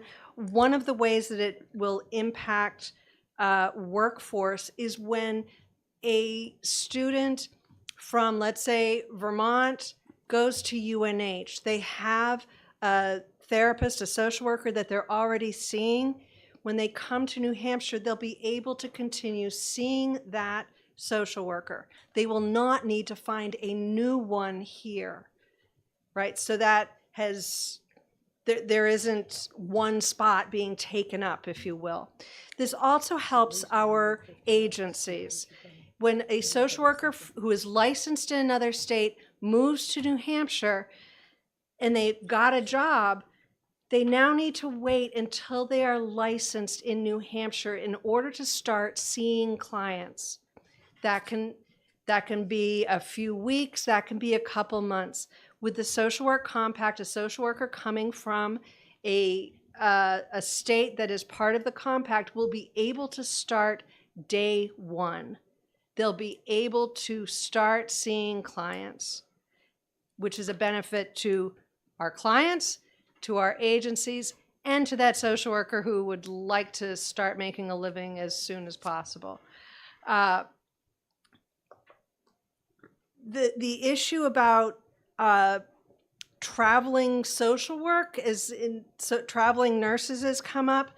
Because I work with social work students, I'm always looking at Indeed. I'm looking to see what jobs are out there. I see traveling nurse ads all the time. I've seen one over the last few years, one ad for a traveling social worker. It's just not a thing. It's just the reason, the primary difference, I think, between the social workers and the nurses is a lot of this work is being done through telehealth. It's not, nobody's traveling any place. Are there going to be exceptions to that? I'm sure. However, the traveling social work piece is just not something that we're seeing happening. As far as big companies, mental health corporations, we're already seeing that.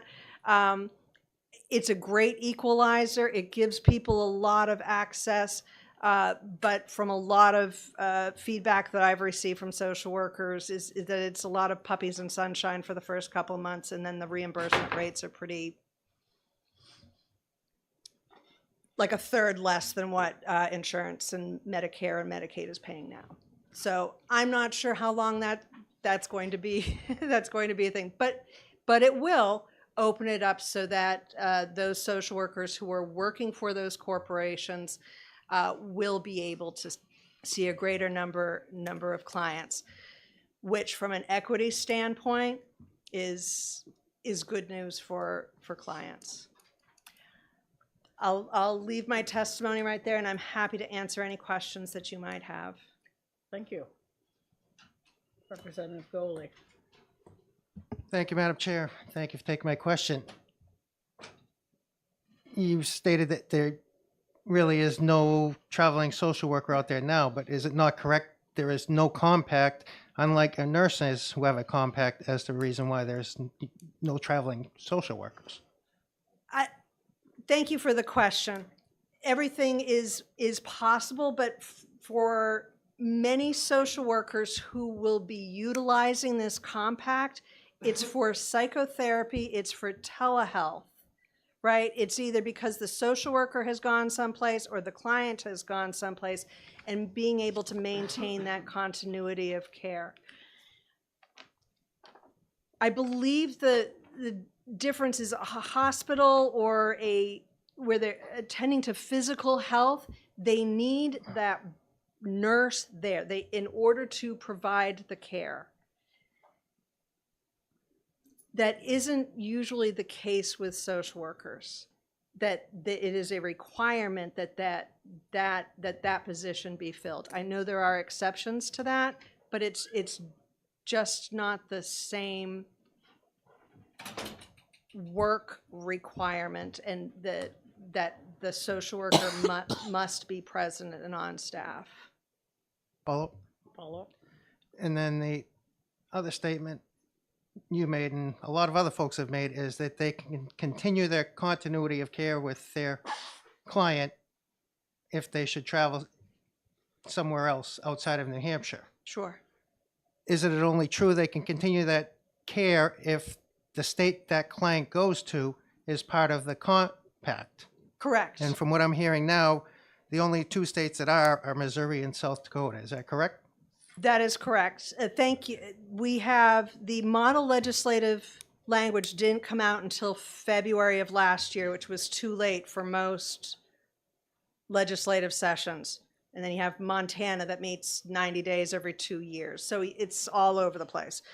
This is the first full legislative session that most states have where it's been able to be introduced.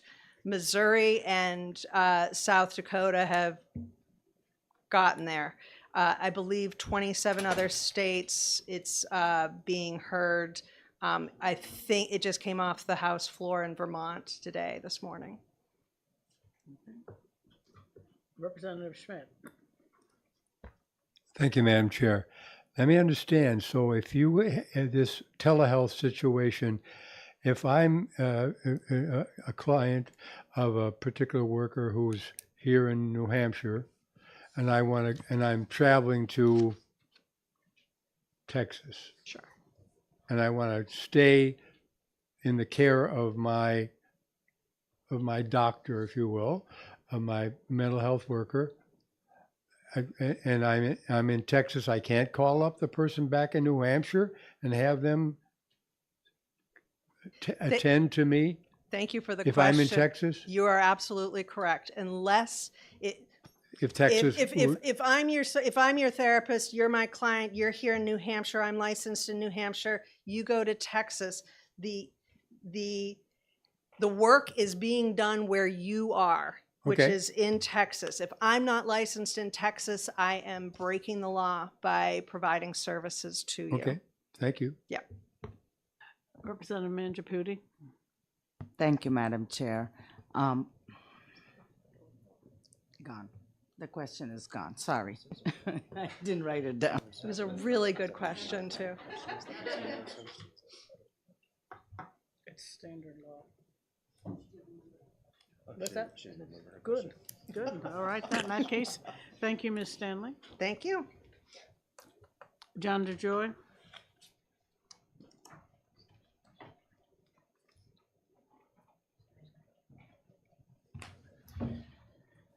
Thank you, Madam Chair, members of the committee. For the record, my name is John DeJoy. I'm here today representing the New Hampshire Psychological Association. NHPA is a membership organization which represents psychologists in the state of New Hampshire. What's coming around is testimony from Dr. Julie Walter. Dr. Julie Walter is the chair of the Behavioral Health Advisory Committee, who I directly work with on advocacy issues. She's asked me to convey to you that NHPA strongly supports this compact and to speak briefly to the SIPACT. So as you heard, this is not the first compact New Hampshire's entered into. It is one in a line. In fact, there have been four other This would be the fourth compact in the last 5 years. The first of those was in 2019, which were the psychologists, referred to as SIPACT. There were only 6 states that adopted SIPACT, 7 states, adopted SIPACT before New Hampshire did, which made New Hampshire an early adopter of the Psychologist Compact. Today, there are 41 states that have adopted it, and there are 5 others that have active legislation currently. The speed with which that compact has grown indicates the need for portability. I think this would be very much the same, that while there are 27 states now considering it, in the next several years, it is highly likely there will be many, many more. With that, I will end my testimony. Thank you. Representative Mangiaputi, you remembered your question, I take it. Yes, I did. Thank you, Madam Chair. So typically, what is the length of treatment or the continuities needed in social work or mental health, as this case is? How long, typically, what's the length of engagement between the provider and which needs the continuity? Thank you very much for that question. And while I am a social worker, I'm not a clinical social worker, so I would prefer to defer that question to one of the clinical social workers in the audience, perhaps Ms. Stanley. That was my question. Thank you. I think it would be fair, Representative Mangiaputi, to say it's a long time because someone testified that a middle schooler was in treatment throughout high school and into college. So you're talking 10 years. That was my contrast I was trying to draw with the nurses coming to a clinical, which is short term. Okay, thank you. Does anyone else wish to testify on House Bill 1190? No, then I'm closing the public hearing.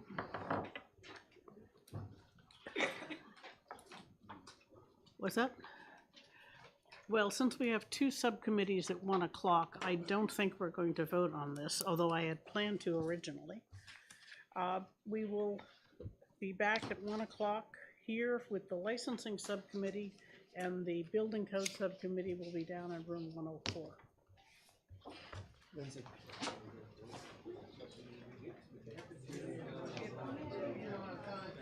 At 1.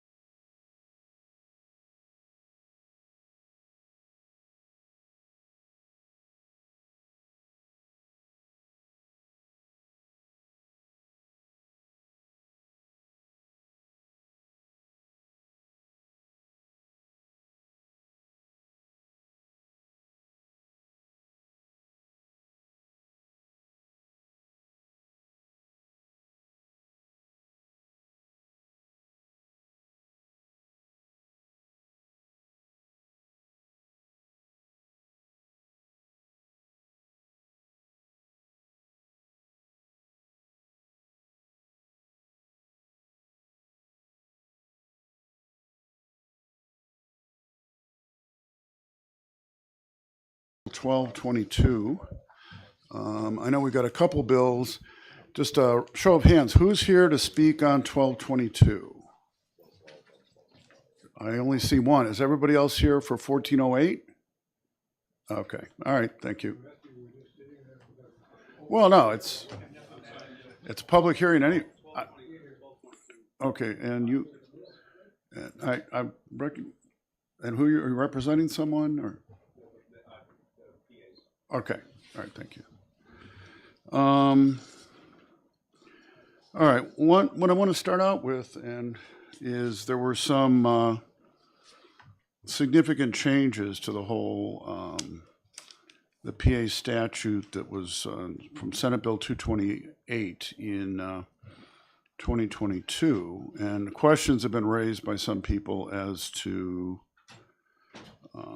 what impact that's had, and why people see a need for something further. So, if there's somebody who is in support of this bill, maybe representing the PAs, if you could come up and address that.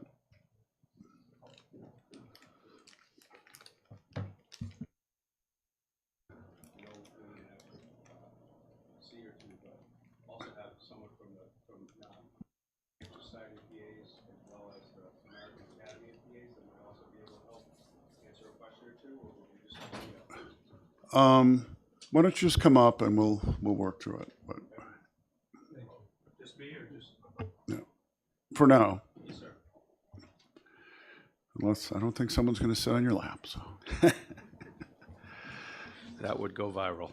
yeah, Not for any good reason. none of us want that. Mr. Chair, for the record, my name is David Cuzzy with Prospect Hill Strategies, and I'm representing the New Hampshire Society of Physician Assistants. I was the one who testified on their behalf during the hearing. And as I mentioned, we do have representatives from NISPA as well as the American Academy of PAs who are in from out of town. Actually, if they're in a better position to answer some of the questions I have, but I guess first, if they're from out of town, I'll ask you the question on 228, since that's a New Hampshire issue. So I think if I understood the question correctly, you were saying, okay, we passed 228, now here in Senate Bill 228 2 years ago, and now we are with House Bill 1222. So NISPA did, request that Senate Bill 228 be introduced a few years ago, and that was the goal. Then was to take the first step to modernizing PA statutes and regulations here in New Hampshire to recognize how modern healthcare is delivered in the team setting, and that passed unanimously in both the House and the Senate and was signed into law by the governor. The regulations are, I think now, as we all know, that takes time then for the regs to catch up, but they're, I believe, now final. So that's in place. And there were two big changes in that bill. The first big change was that it got rid of the concept of supervision in statute and in regulation. So going back many years when the PA profession was first came to be, they were more like assistants to physicians. And so as time went on, anytime the state law said that there needed to be an RSP, a responsible supervising physician form, signed by a doc.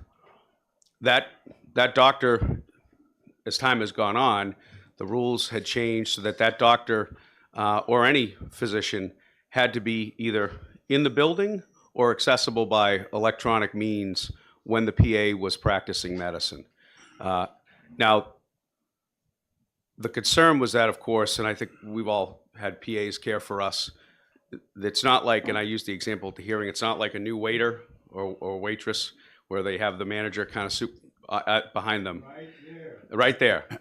Please. Well, and so, as we know, the doctors are not supervising PAs when they're providing care. And so as time has gone on, the thought was, let's remove the concept of supervision and let's change it to collaboration, because that's what modern healthcare teams do. If it's NPs, if it's PAs. And so that's what Senate Bill 228 did. It changed the language to make that a collaboration agreement and actually set forth in statute that PAs shall collaborate. But that collaboration agreement still had to be signed by a physician. So there was still that legal tether to a doc. And no other provider, NPs don't have that at all. And so we made that change. It was a good first step. And then the other important change was that it did remove the liability of that physician who signed that document. So just because they have their name on that document shouldn't mean they could be held responsible for the care that the PA provides. Of course, if they were somehow involved in the care of that patient, then naturally they should be. So that was also important because that liability made it so that doctors would have to carry either additional liability insurance, they had to be compensated for that because they were responsible. So those were the two big changes. We were not aware that Representative Rochefort was bringing in HB 1222 this year.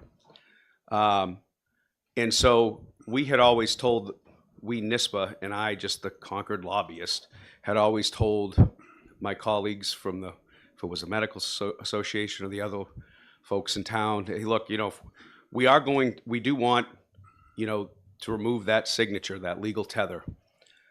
It's called independent practice, but it's really not. That's a misnomer because no healthcare provider practices independently. They all consult with each other. But nonetheless, I said, when we do that, we're certainly going to be transparent, we'll talk, et cetera.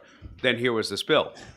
And so I said, again, tactically, politically, we didn't, Representative Rochefort did this, but now we realize, it's long been since time. If NPs, if nurse practitioners can practice without any kind of a collaboration agreement with less education and less training right out of school, then certainly a PA should be able to do the same if they've been 25 years into a career, let alone maybe, a year or two out of school.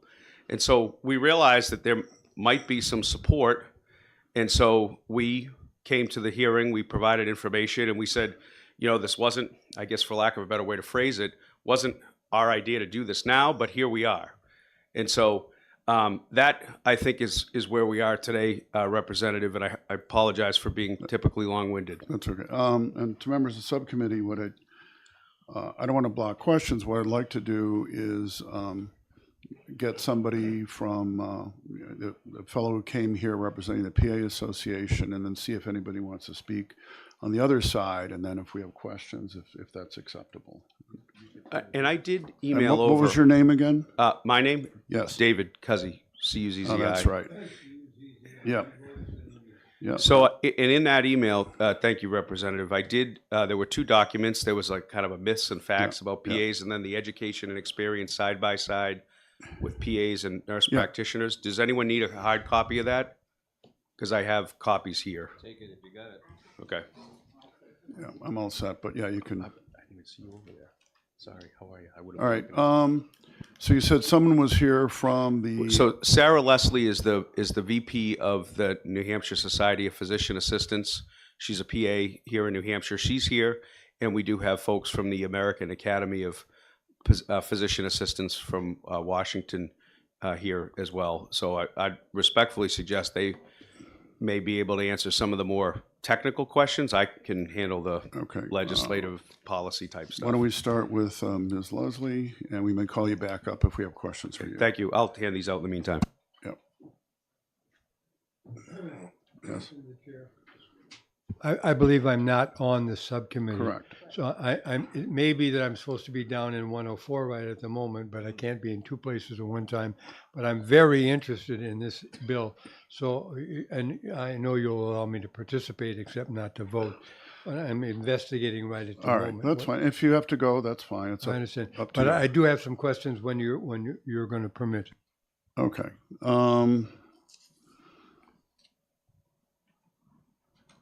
So I guess one kind of general question is, what's the reason for removing the collaboration? Is it not working? Whatever, if you could address that general area. Good morning. I'm Sarah Leslie. I know David already introduced me, but I'm the Vice President and the Legislative Co-Chair for the New Hampshire Society of PAs. and I've been a PA for the past 14 years. So to answer the question you just asked, when we passed, Sorry, go ahead. I couldn't hear you. I apologize. Yeah.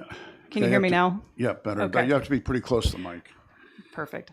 All right. So since we passed SB 228 2 years ago, we thought that that was going to clear up a lot of our issues, because what we've been finding is that employers and physicians didn't want to sign the supervising agreements because of financial burden as well as administrative burden and liability. So we thought, great, we passed SB 228, it's collaboration, the physician is no longer liable for signing that agreement. Great. However, what's happened in the last 2 years is not a lot has changed. There's still physicians that don't want to sign it because we still actually have to provide medical malpractice for that physician, because they can still be sued by signing it.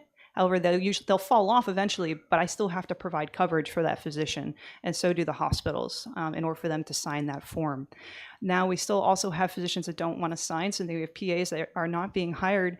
We heard from the chair at Southern New Hampshire Health, the chair for the Family Practice Division, and they used to have PAs, and they've had to let go of a lot of their seasoned PAs in order to hire new grad NPs because they've lost the docs and they will not sign the collaboration agreement. So now they're down to only 4 PAs and all new grad NPs. So they've lost a lot of their experienced help. And what was that organ? That was the department chair of Southern New Hampshire Health for Family Practice. So they have 36 providers, and now they only have 4 PAs when it used to be physicians and PAs, and now they only have NPs and new grad NPs because they don't want to sign the form. So we thought that changing it so the doc was not liable for signing the form, we thought that making it so it wasn't a supervising form would have solved this, but it literally changed nothing. So that's why we're also back here supporting this today, because this is ultimately, we want parity with the NPs, because our training is, if you look at our clinical hours in school, it's 3 times that what a nurse practitioner gets. I'm a PA, my brother's an interventional cardiologist, my sister's a nurse practitioner, so we kind of got a little bit of everything. And even my sister, she said if it wasn't for my brother and myself, she's like, my training was nothing like what you had, because it's part-time online compared to our full-time in-person medical. Our PA programs are designed after medical school, whereas nurse practitioners are designed after the nursing model. And unfortunately, now you don't even have to be a nurse to go into NP school. There are programs such as Simmons that have direct NP programs where you go in, you get your RN and NP at the same time with very limited clinical hours. And I've heard some say, well, NPs are better, in the sense they should have independent practice. I hate saying that. It's autonomous practice, because none of us practice independently. We're always leaning on each other. Doc, PA. I have docs that come to me and ask me questions because they know I'm better at some things than they are, and I ask them questions. That's just the way it works. But with NP programs, they say, PAs are generalized. We're trained in all different areas of medicine. NPs are trained in one specific area. But now what we're finding is that family practice NPs are hired and they're put in the ICU instead of being the ICU, the adult critical care NP programs that are supposed to be working in the ICU. So that's not even a valid argument anymore. But so ultimately, that's why we're back here, because 228, what we thought it was going to do, did not change anything at all. Okay. Just trying to get some notes here. So, okay, so for one question is, you're mentioning NP. There's the term APRN. What's the relationship? It's the same. Yes. Oh, Yes. CRNP, NP, ARNP, they're all the same. They just have different acronyms. All right. Representative Manchaputi. Thank you, Mr. Chair. Thank you for taking my question. You said that collaboration really, that did not happen, or that did not change the liability or malpractice. So if the physicians still carry that, what happens when that decouples? Will the PAs need to take a higher malpractice or liability insurance at that time? Perfect. Thank you so much for the question. No, so we carry the same liability as the physicians right now as it is. However, what we have to do is, especially PAs that own their own practice, they have to still provide coverage for their medical director. So what ends up happening is now even though it's not liable, it says in statute the physician's not liable for signing that form, we still have to pay extra to provide that malpractice. But we still carry the same malpractice coverage that the physicians do, and we always have. So we've always had our own and physicians have their own. It stays the same. Follow up? Thank you, Mr. Chair.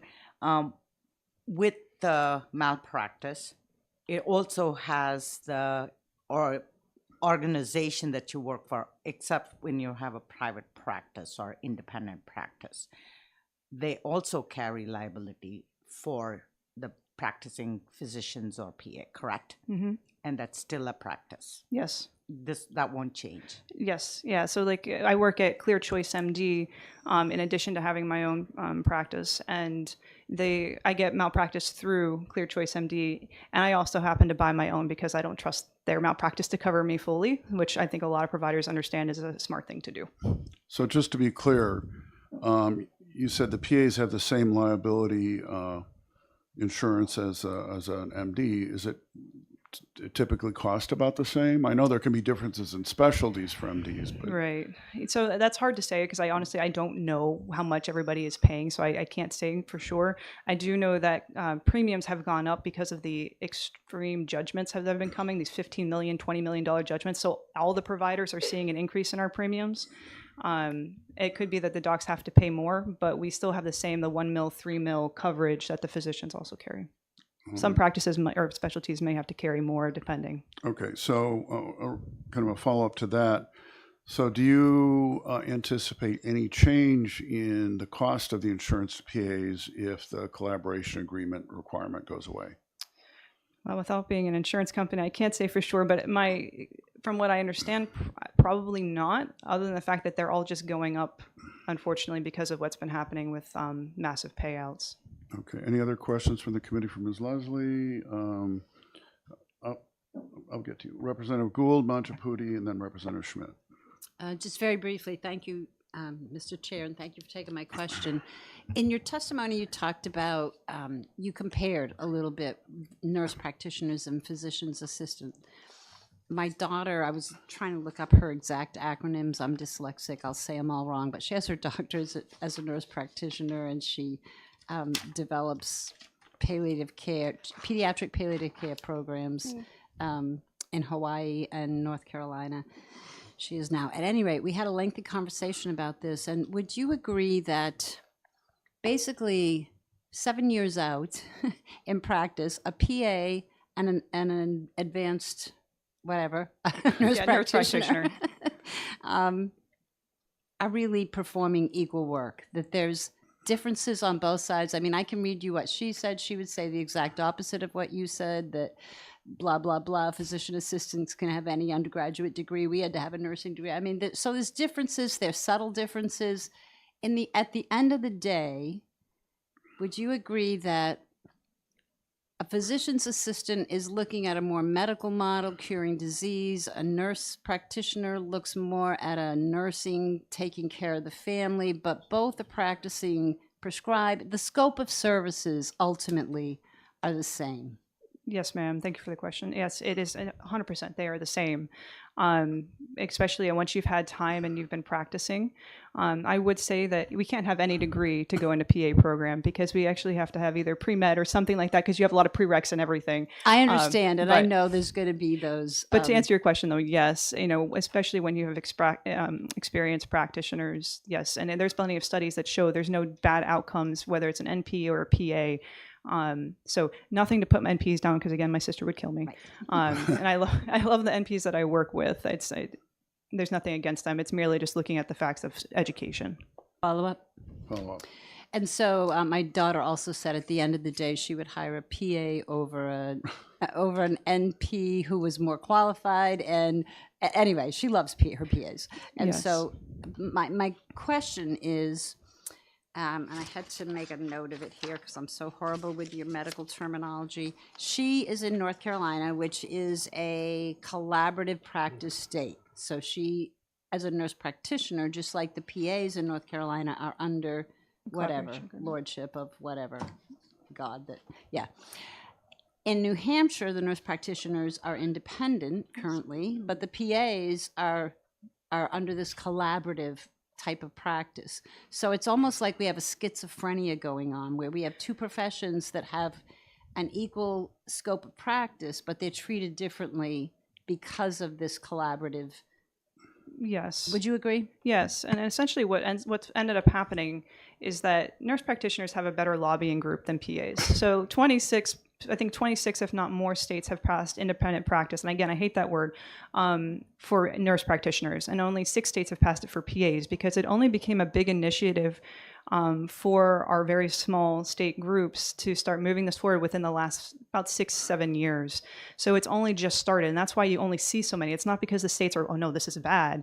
It's because it just started. And we literally, like our group for the New Hampshire Society of PAs, we have 10 PAs on the board. So we all volunteer. A lot of us have multiple jobs, and it is schizophrenic because yes, many states are different, but they're all moving towards the same thing, and they all should. But it's just PAs are a little slower because we have less money and lobbying power than the nurses do. Representative Manchaputi. Thank you, Mr. Chair. To continue on the malpractice and affordability, if I remember well, when PAs initially started, it was more cost effective to provide physician services at a lower cost because the education was less, all that. And by making it, carry your own insurance, malpractice, all that, wouldn't that become more costly for PAs to practice, and that in turn change the availability? No, because we already carry our own malpractice, so that's already happening. In order for us to practice, we've always had to carry our own malpractice. It's just this, if they take this away, we no longer have to cover the physician as well. So if anything, it actually might lessen it. And there was also, thank you so much for bringing this up, there was a good article that was just put in the, medical malpractice payment reports for physician assistants. And it actually was looking at the states that are removing barriers for PA practice, so moving to collaboration and autonomous practice. And this was posted in the Federation of State Medical Boards, or the Journal of Medical Regulation, and it showed that there was no increase in payouts for removing, going more to autonomous practice for PAs or NPs.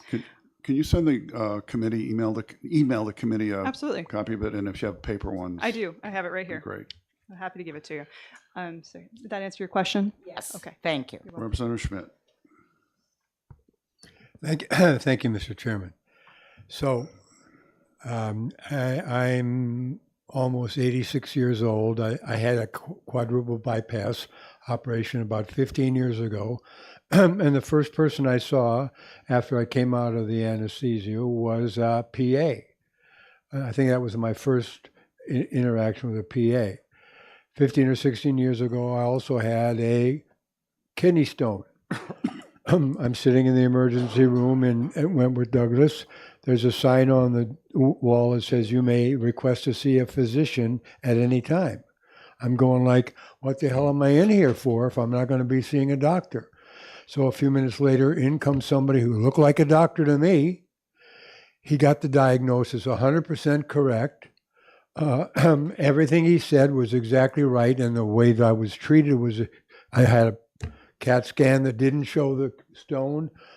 They didn't do MRIs on the weekend in those days. So I was kept overnight, and the next morning, Monday morning, they did an MRI and saw the stone. Okay, so I got the perfect treatment from the NP, who did the kidney stone. The quadruple bypass, I was seen by a PA, not by my operator, and so forth. On a quadruple bypass, you think that they want to have first-class medical treatment, right?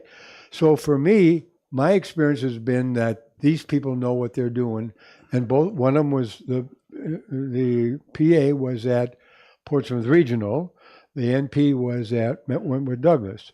Okay, but the point is they were both hired by high-class, reputable hospitals.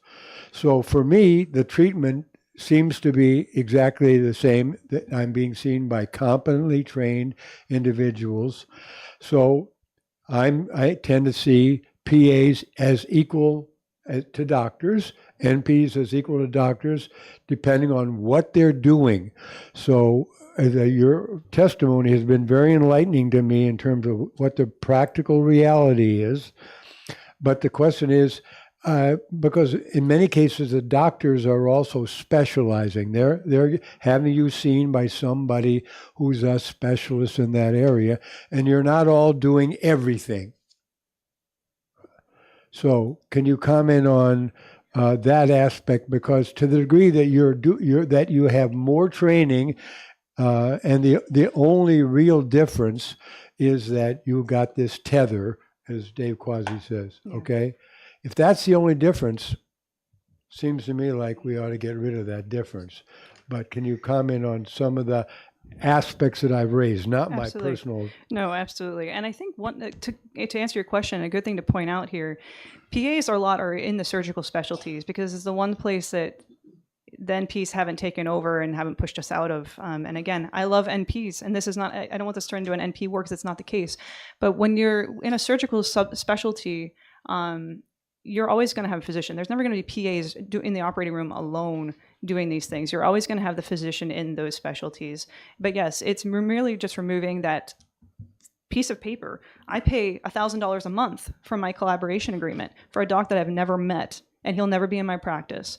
And he's not the person I ask questions. I ask my colleagues. I ask the person that trained me for injectables. I talk to her if I have questions. I talk to other NPs or PAs or docs, whoever it may be, like for my lasers and whatnot. If I have questions, we're always reaching out. We always collaborate. We always do that. Nobody practices independently, but especially in the OR, their PA will come see you. And it's kind of bad if the surgeon didn't come see you after. I'm sorry for that. That's possible. But no, so like this isn't going to be a sudden shift where suddenly PAs are opening up all their practices, because if that were the case, why are there not tons of NP-owned practices all over the place with no physicians? Because that didn't happen in the last 20 years. But PAs and NPs, we work the same. We work as part of the team. We all collaborate. We don't need a piece of paper to say that we're going to ask a question.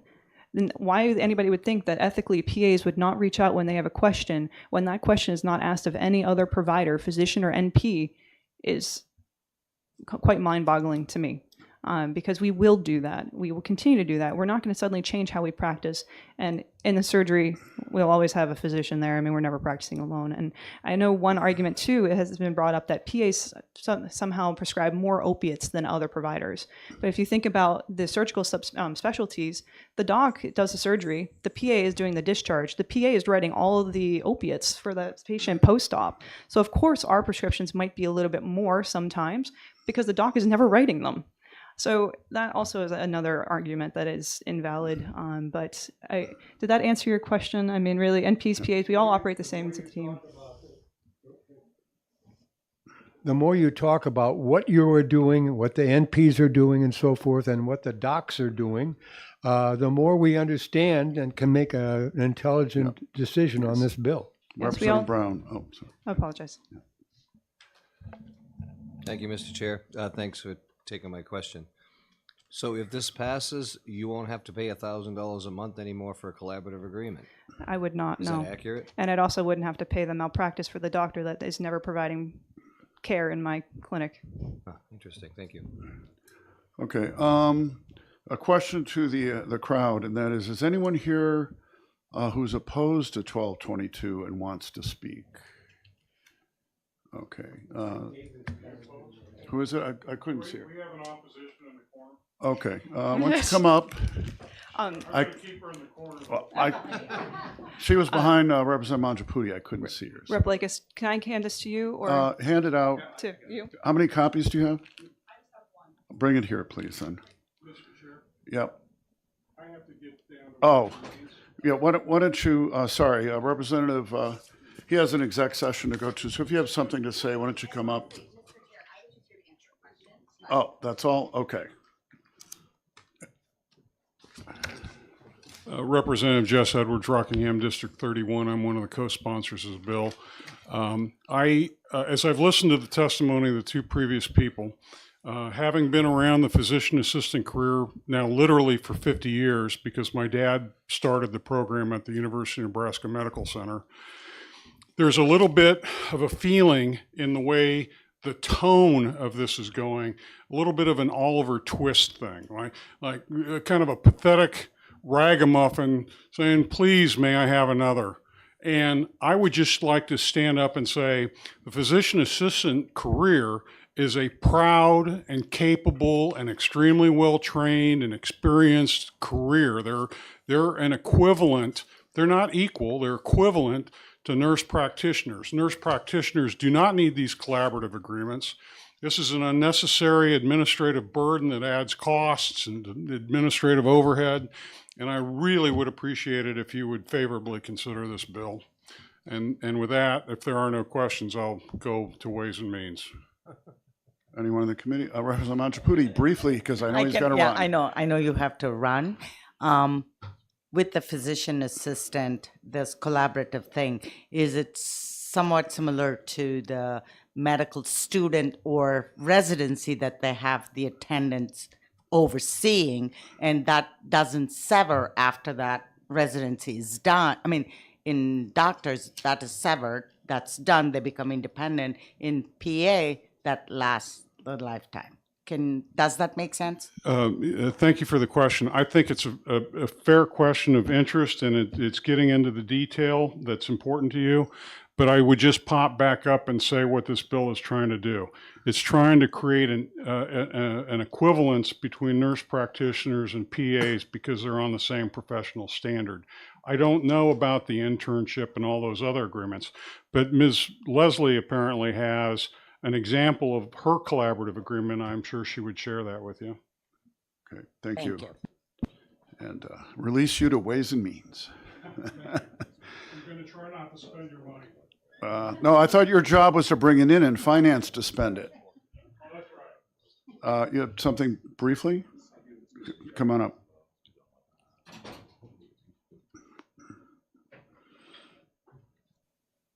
I just wanted to remind the subcommittee, Representatives Rochefort and Edwards did bring an amendment to the committee. I have it. And I think that really does a better job of clarifying the intent of the legislation. So I just wanted to make sure that was on the record, that they did bring that, and that we think makes it a lot clearer. That was sent. It was sent out to the committee. Do you have any extra copies of that amendment? I have if it's okay, I have the original bill stapled to the amendment, if that's okay. That's fine. Who needs one? Is it 2024-0454H? That's the one. Okay. Okay, does anybody who's on the subcommittee need any other questions answered before we move? What I was gonna, she said she was just here to answer questions. Yeah, yeah. So, I mean, yep. Now, I'll take one. on my original public hearing one, I just had 2 oppositions, which was Dr. Nick. He was, and Eva was representing the AMA. So is any of, Eva will answer some of the question? Medical Society, What was that? Okay. I just have one. Yeah, I remember hearing that, and we got a letter, at least, I think we all got a letter from, I've got it here. Yeah, so. So I have just quick question if either one of them are available. Yep.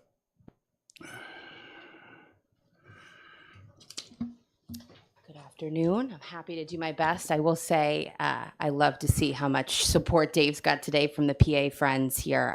I did have a provider that was supposed to come with me this morning to the subcommittee to be able to answer questions as a provider. But if it isn't something I can answer, I can get the committee an answer. And I just want to say, too, the reason I didn't feel it was necessary for me to take even more time of the subcommittee is the Medical Society's position has not changed since we submitted our testimony at the public hearing, but I wanted to make myself available here for questions, and Chairwoman McGuire requested it. So I'm here.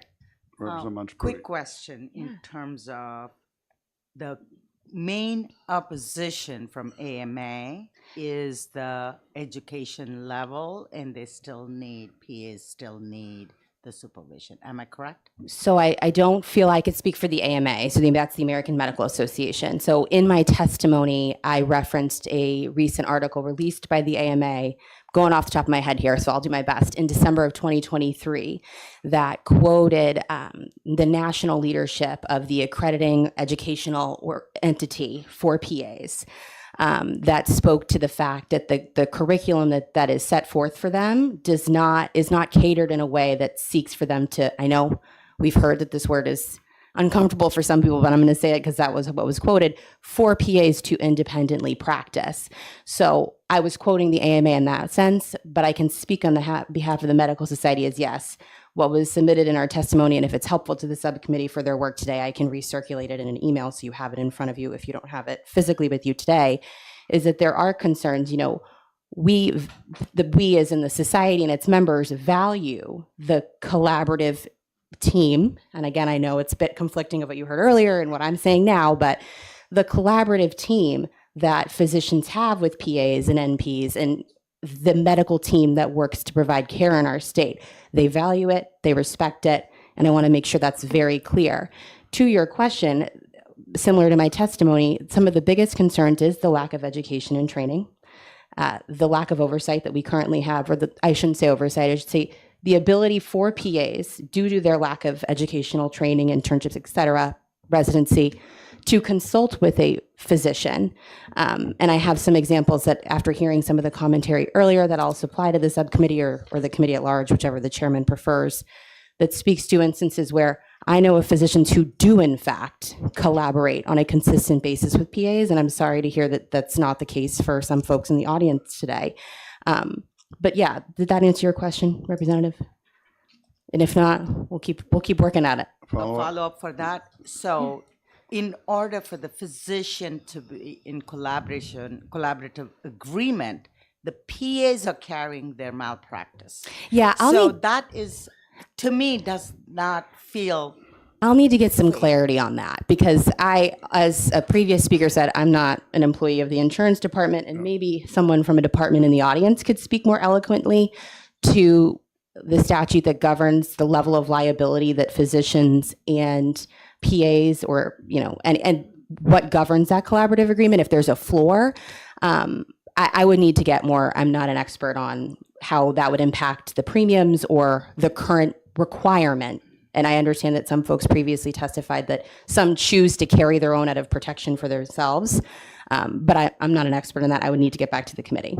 So that's the question I'm looking for. The answer, Mr. We heard some on the insurance earlier. I don't know if there's anyone. No, it just felt like the physicians who are collaborating are getting paid to be a collaborative supervisor, plus their insurance. So the burden of additional cost is on PA, not on the physician. So it just doesn't seem fair. That's all. And I'm going to insist very briefly because we got another big bill. Representative Schmidt. Thank you. Okay, so the question I think that's before us is not whether there's collaboration going on. I think that's pretty obvious, and it was referenced by Ms. Leslie. The question is whether there's supervision going on, which seems to be the case that it's not, that they're connected by that tether, but it's not really, they're not being supervised. She says she never sees them. If I can interrupt for a moment. Senate Bill 228, which I reviewed before this, explicitly removed the supervision requirement. Yeah. So. Right. So I was exactly going to say that, Mr. Chair. I think my friend Dave Cuzzy, eloquently spoke to the history that resulted from the passage of Senate Bill 228. And yes, I think between the chairman and Dave Cuzzy, he answered your question, Representative Schmidt, that it is a collaborative model. And again, I'm not denying or I completely accept and receive what some of the testimony has been this morning, that there are instances where PAs feel that they have been in situations that they did not have an actual physician collaborating with them. However, I have data and information from our providers when I heard this at our, in previous conversations and today that suggested that there are providers who do collaborate in that way. All right, thank you. Representative Brown. I'll try to keep this short, Mr. Chair. Thank you. So my apologies to the rest of the subcommittee and to all of you who probably know more about this than I do, and I wasn't on this committee until recently. So if you remove collaboration agreement, let me back up a little bit. If I go to see a PA, a physician's assistant, and I'm in the office, I'm thinking there is a physician associated with this person that's guiding this person or helping them out.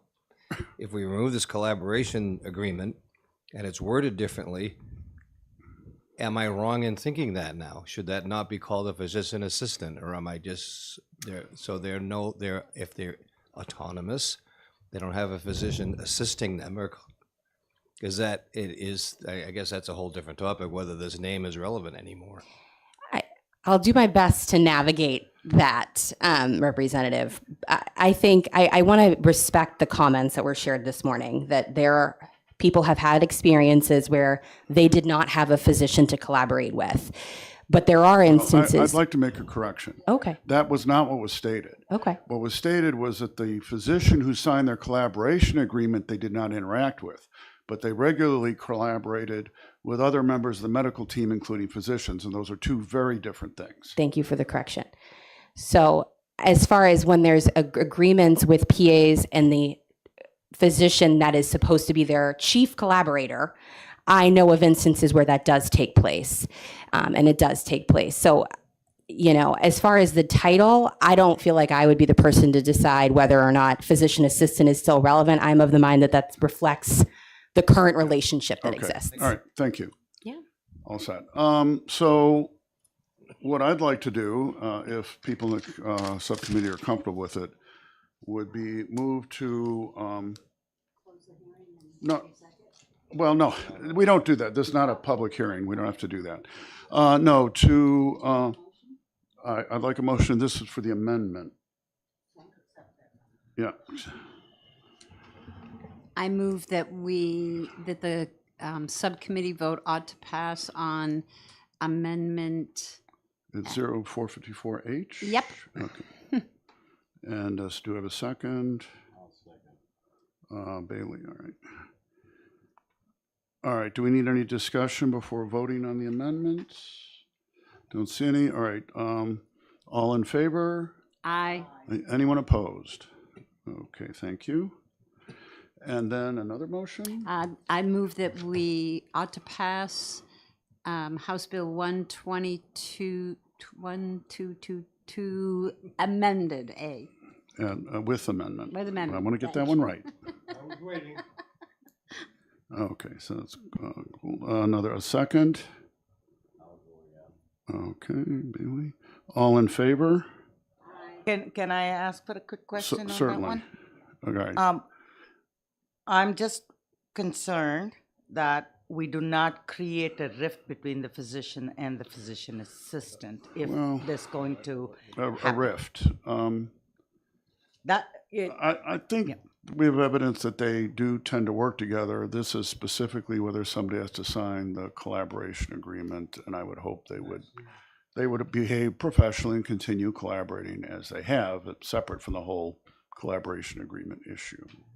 Because the only two, Mr. Chair, the only two opposition was American Medical Association and one of the physicians. So they are the collaborators and they are the team members. Those are the organization. Anyway. Okay. Anything else? Any other discussion? Okay. All in favor on the motion is ought to pass with amendment on HB 1221. 22, thank you. All in favor? Aye. Anyone opposed? I oppose for this particular reason. I didn't get my clarification in terms of who's carrying the liability, why is that, and that was not my answer. Can we get we'll say we can hold off on the vote and see if we can get an answer to your issue. We don't have to be quite as formal in here as the exec session. All right. Thank you for the indulgence, Mr. Chair, and thank you for the question. In terms of liability, I want to make one important point. As part of Senate Bill 228, PAs became the only provider in New Hampshire that is by law required to carry malpractice insurance. No other provider is required by law to carry malpractice insurance, including the NPs. And this is about NPs and PAs and parity there. It's not about parity between docs and PAs. So I'm not sure why we're, frankly, it's not a doc conversation. The instance I think that you're referencing, Representative, is Miss Leslie, for example, because while she's employed, she has her own practice. She has to carry, as the condition of this physician signing that collaboration agreement, that piece of paper, that's the tether. It's the signature on the piece of paper. She has to carry he said, he or she, I don't know, male or female. If I could clarify. Has to. Okay, sorry. Just let me interrupt briefly. So as I understood it, and you can tell me if this is right or not, that although Senate Bill 228 removed that official liability, the insurance companies still may, or whoever gets sued in the courts may see a liability. And so in effect, the PAs still have to cover some liability for their collaborative MD, even though that wasn't the legislator's intent. Yes, but if I may, Mr. Sure, Chair. certainly, yep. In the instance with Miss Leslie, with her own business, she, as a condition of that doctor signing the collaboration agreement, asks her to pick up any additional malpractice costs. Most of the time, we're talking about PAs who are employees, as are the physicians. So they're employed by Dartmouth-Hitchcock Medical Center, as an example. The PA doesn't have to cover the cost of that doc who's employed by Dartmouth-Hitchcock Medical Center, unless there's folks behind me who I'm wrong. That's just added cost to the employer in that instance. So that PA covering that cost is only when the PA owns their own business. Otherwise, that's a cost borne by the employer. Okay, can I rephrase this question? Absolutely. Will this bill remove that requirement for the PAs? Because I feel it's not fair for the PAs to carry the doctor's malpractice also. So that is my question. Will this clear them? Thank you for the question. The short answer is yes, it will clear them of that because there will no longer be the need for that signature, that legal tether. Nothing else will change. PAs aren't looking to do anything more. It's just removing that signature on that document. Representative Brown. Thank you, Mr. Chair. So to be clear, if I'm understanding, a doctor has to carry malpractice if they decide to be a liability insurance. If they decide to have a collaborative agreement, that's in addition. So if someone out there says, I have to pay for the doctor's liability, they're not paying for that doctor's entire malpractice insurance. No. Correct, just for the portion. I think for simplicity, Thank you. I'm sorry, I didn't mean to interrupt, Representative. For simplicity's sake, it's almost like you're paying for a rider. Thank you. Okay. That will change my vote, Mr. Chair. If that is going to be removed, the burden is removed for PAs, I would vote for All right, yes. I'll just quickly, so everyone in favor? Aye. Aye. Anyone opposed? Okay, thank you. 5-0. Yeah, he's not declining to vote. So I'm closing the subcommittee work session on House Bill 1222. Thank you to everyone who came here for that. And then we're going to move on to, actually, let me get a little organized here. Wonderful. All right, just trying to get a little organized, and then we will get there. All right.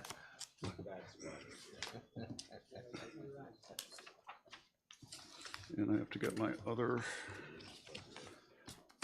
slash folder out. And now that's closed, in full disclosure, 2 of my sisters are PAs, although not in New Hampshire. And 3 are RNs. At one point, I was considering shifting my career to go to PA because medical field was, going to med school was too long. I do have 8 sisters. So. A little younger. All right.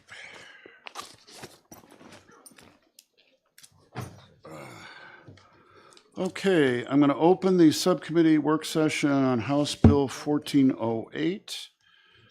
What I'd like to do is have Director Courtney come up. I have some basically technical questions, and if anybody else has some as well, and then we'll move on to other people who are here. So Director Courtney, yep. Mr. Chair, can I just take a 5 minutes? All right, well, how about break? if we recess for 5 minutes? Thank you. Till I 5 appreciate after the hour. Because we got all of 10 minutes from the end of the prior hearing and the start of this, so.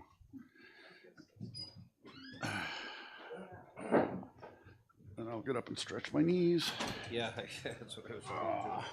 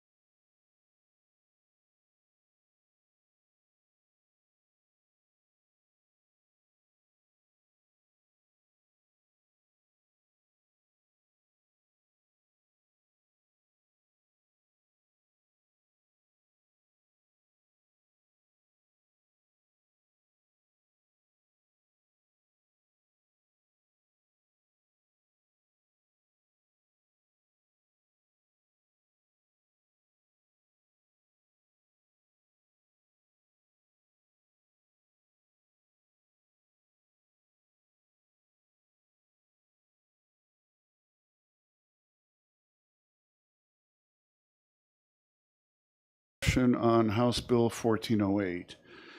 And actually, before I get into anything else, is there anybody on the subcommittee who has some thoughts on this bill? Representative Gould. Thank you, Mr. Chair. I do.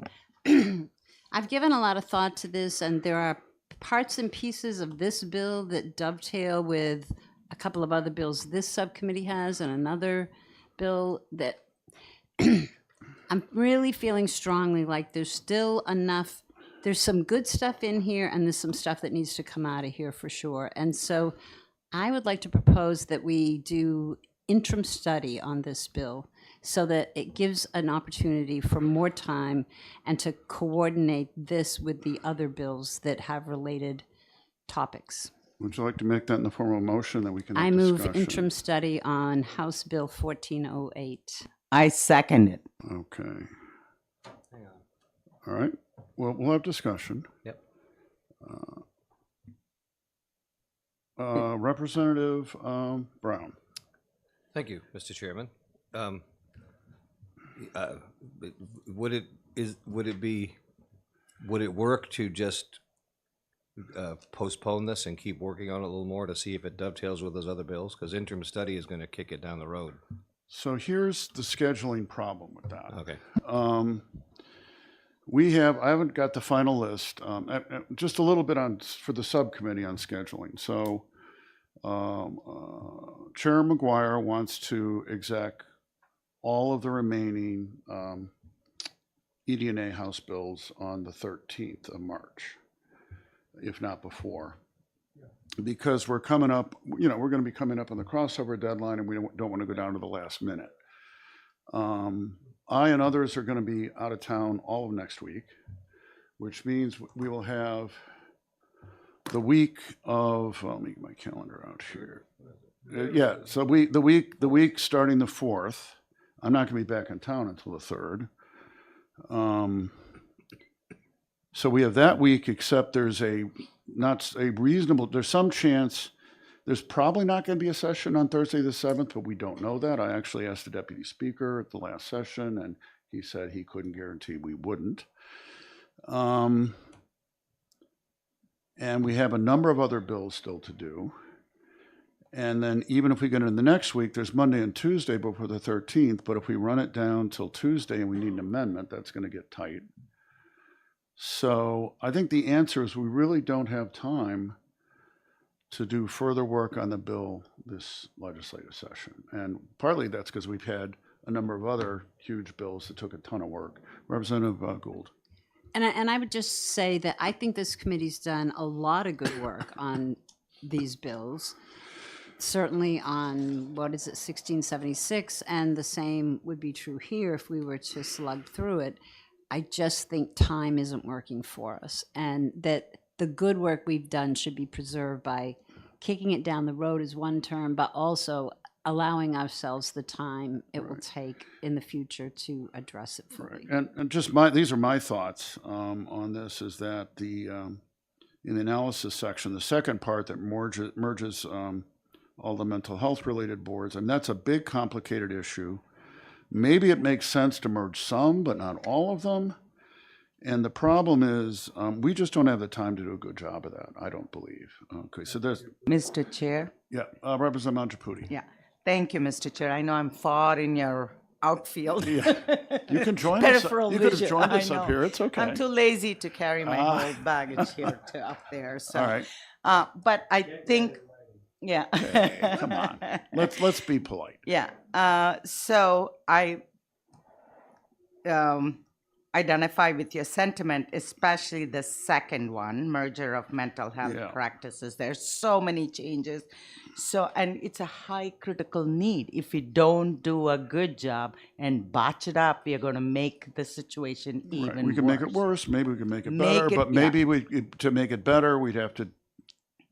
I'm almost certain we'd have to change it because I'm not sure that putting all of them together makes sense. So given all those things and the time constraint and so many different things, I think it would be less rushed if we postpone it and give it a study committee and give it the due diligence. I agree.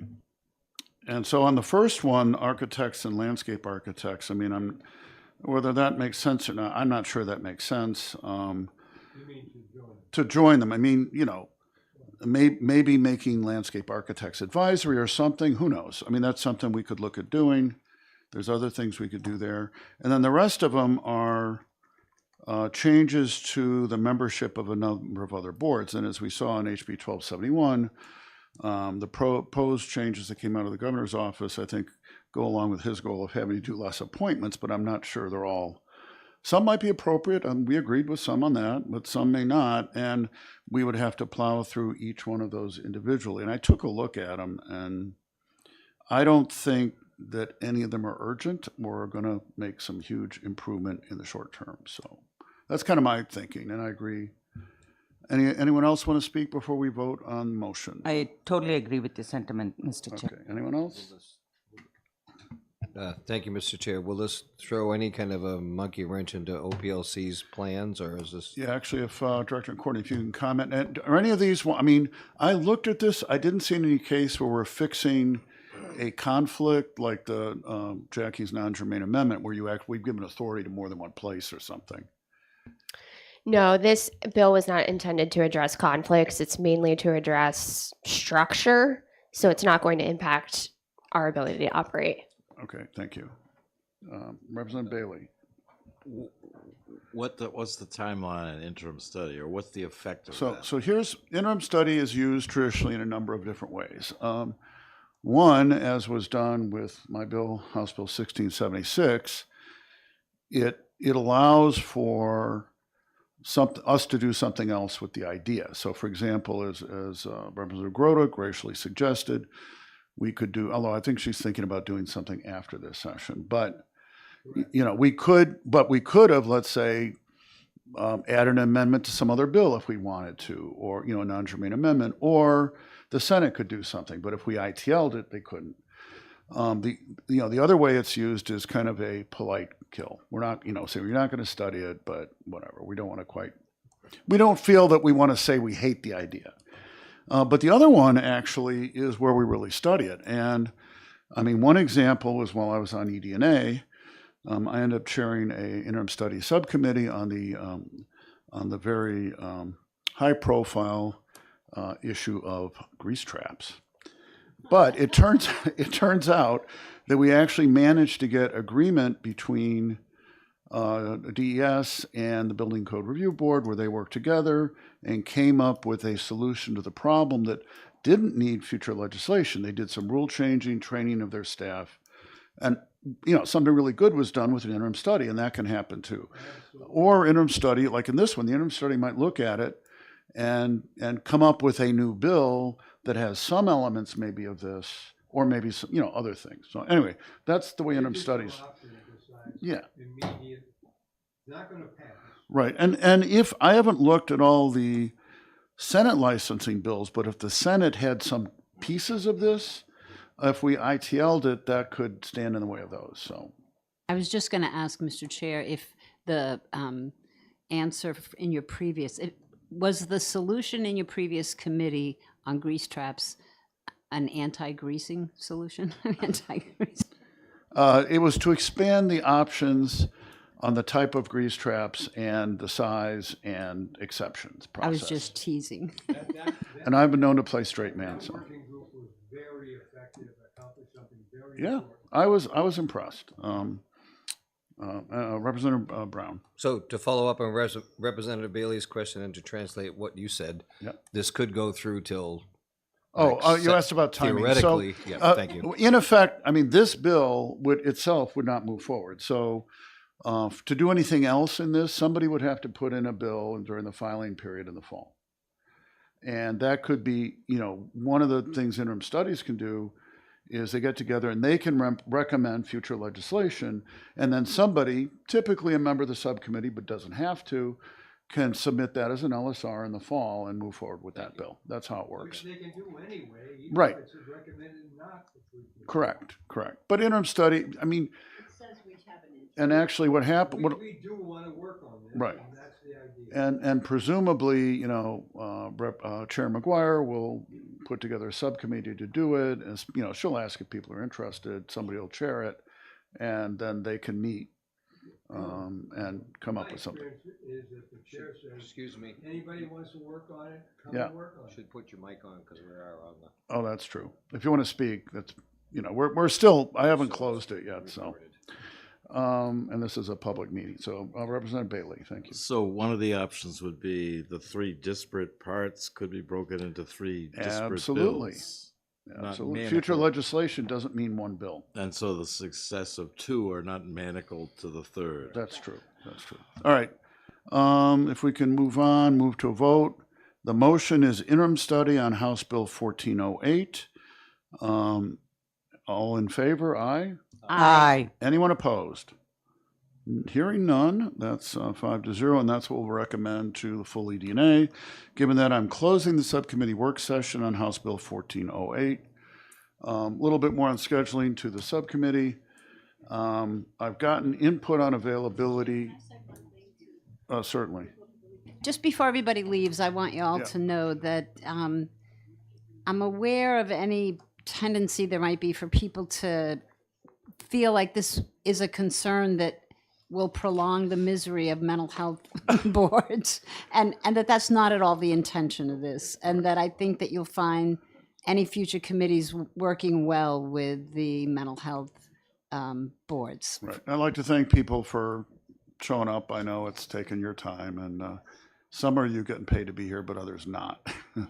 And we really didn't know we were going to vote that until moments ago. It no. wasn't like we could have gotten word out. And one thing before I ran for state rep, I had come up here and testified on bills, and I always wondered whether it made a difference. And I'll tell you, my experience being on the other side is that it does, because most bills, there's something in there that's brought up that we had no idea. So appreciate it.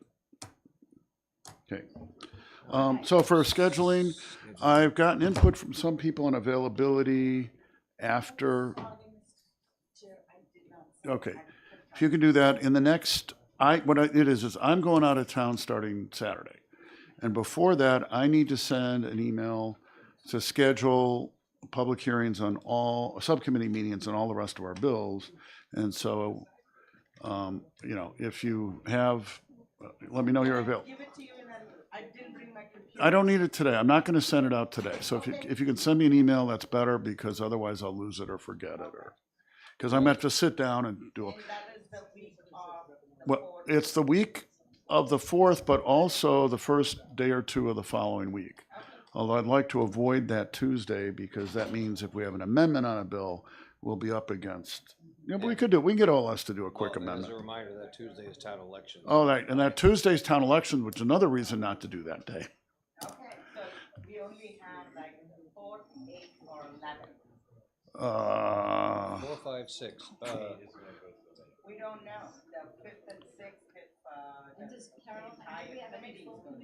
Oh, Carol told me that she doesn't plan on meeting. There might be subcommittee meetings. She doesn't plan on a full committee meeting until the 13th. Oh, so then that opens up then. Right. We might have session on the 7th, so I'll avoid that. 4, 5, 6. So 4, 5, 6, 8 are in theory open. And you sent me that? I looked. I sent you that. Okay, and then Monday following if we have to. I have a chiropractor appointment the first week on Monday. Just send me an email. Oh, I can move that. You set the date, and I'll. Yeah, 4th, 5th, and 6th, I'm open. Fine. okay. And even 8. 4, 5, 6, or 11, basically. Maybe 7. I hope we don't have a legislation. Yeah,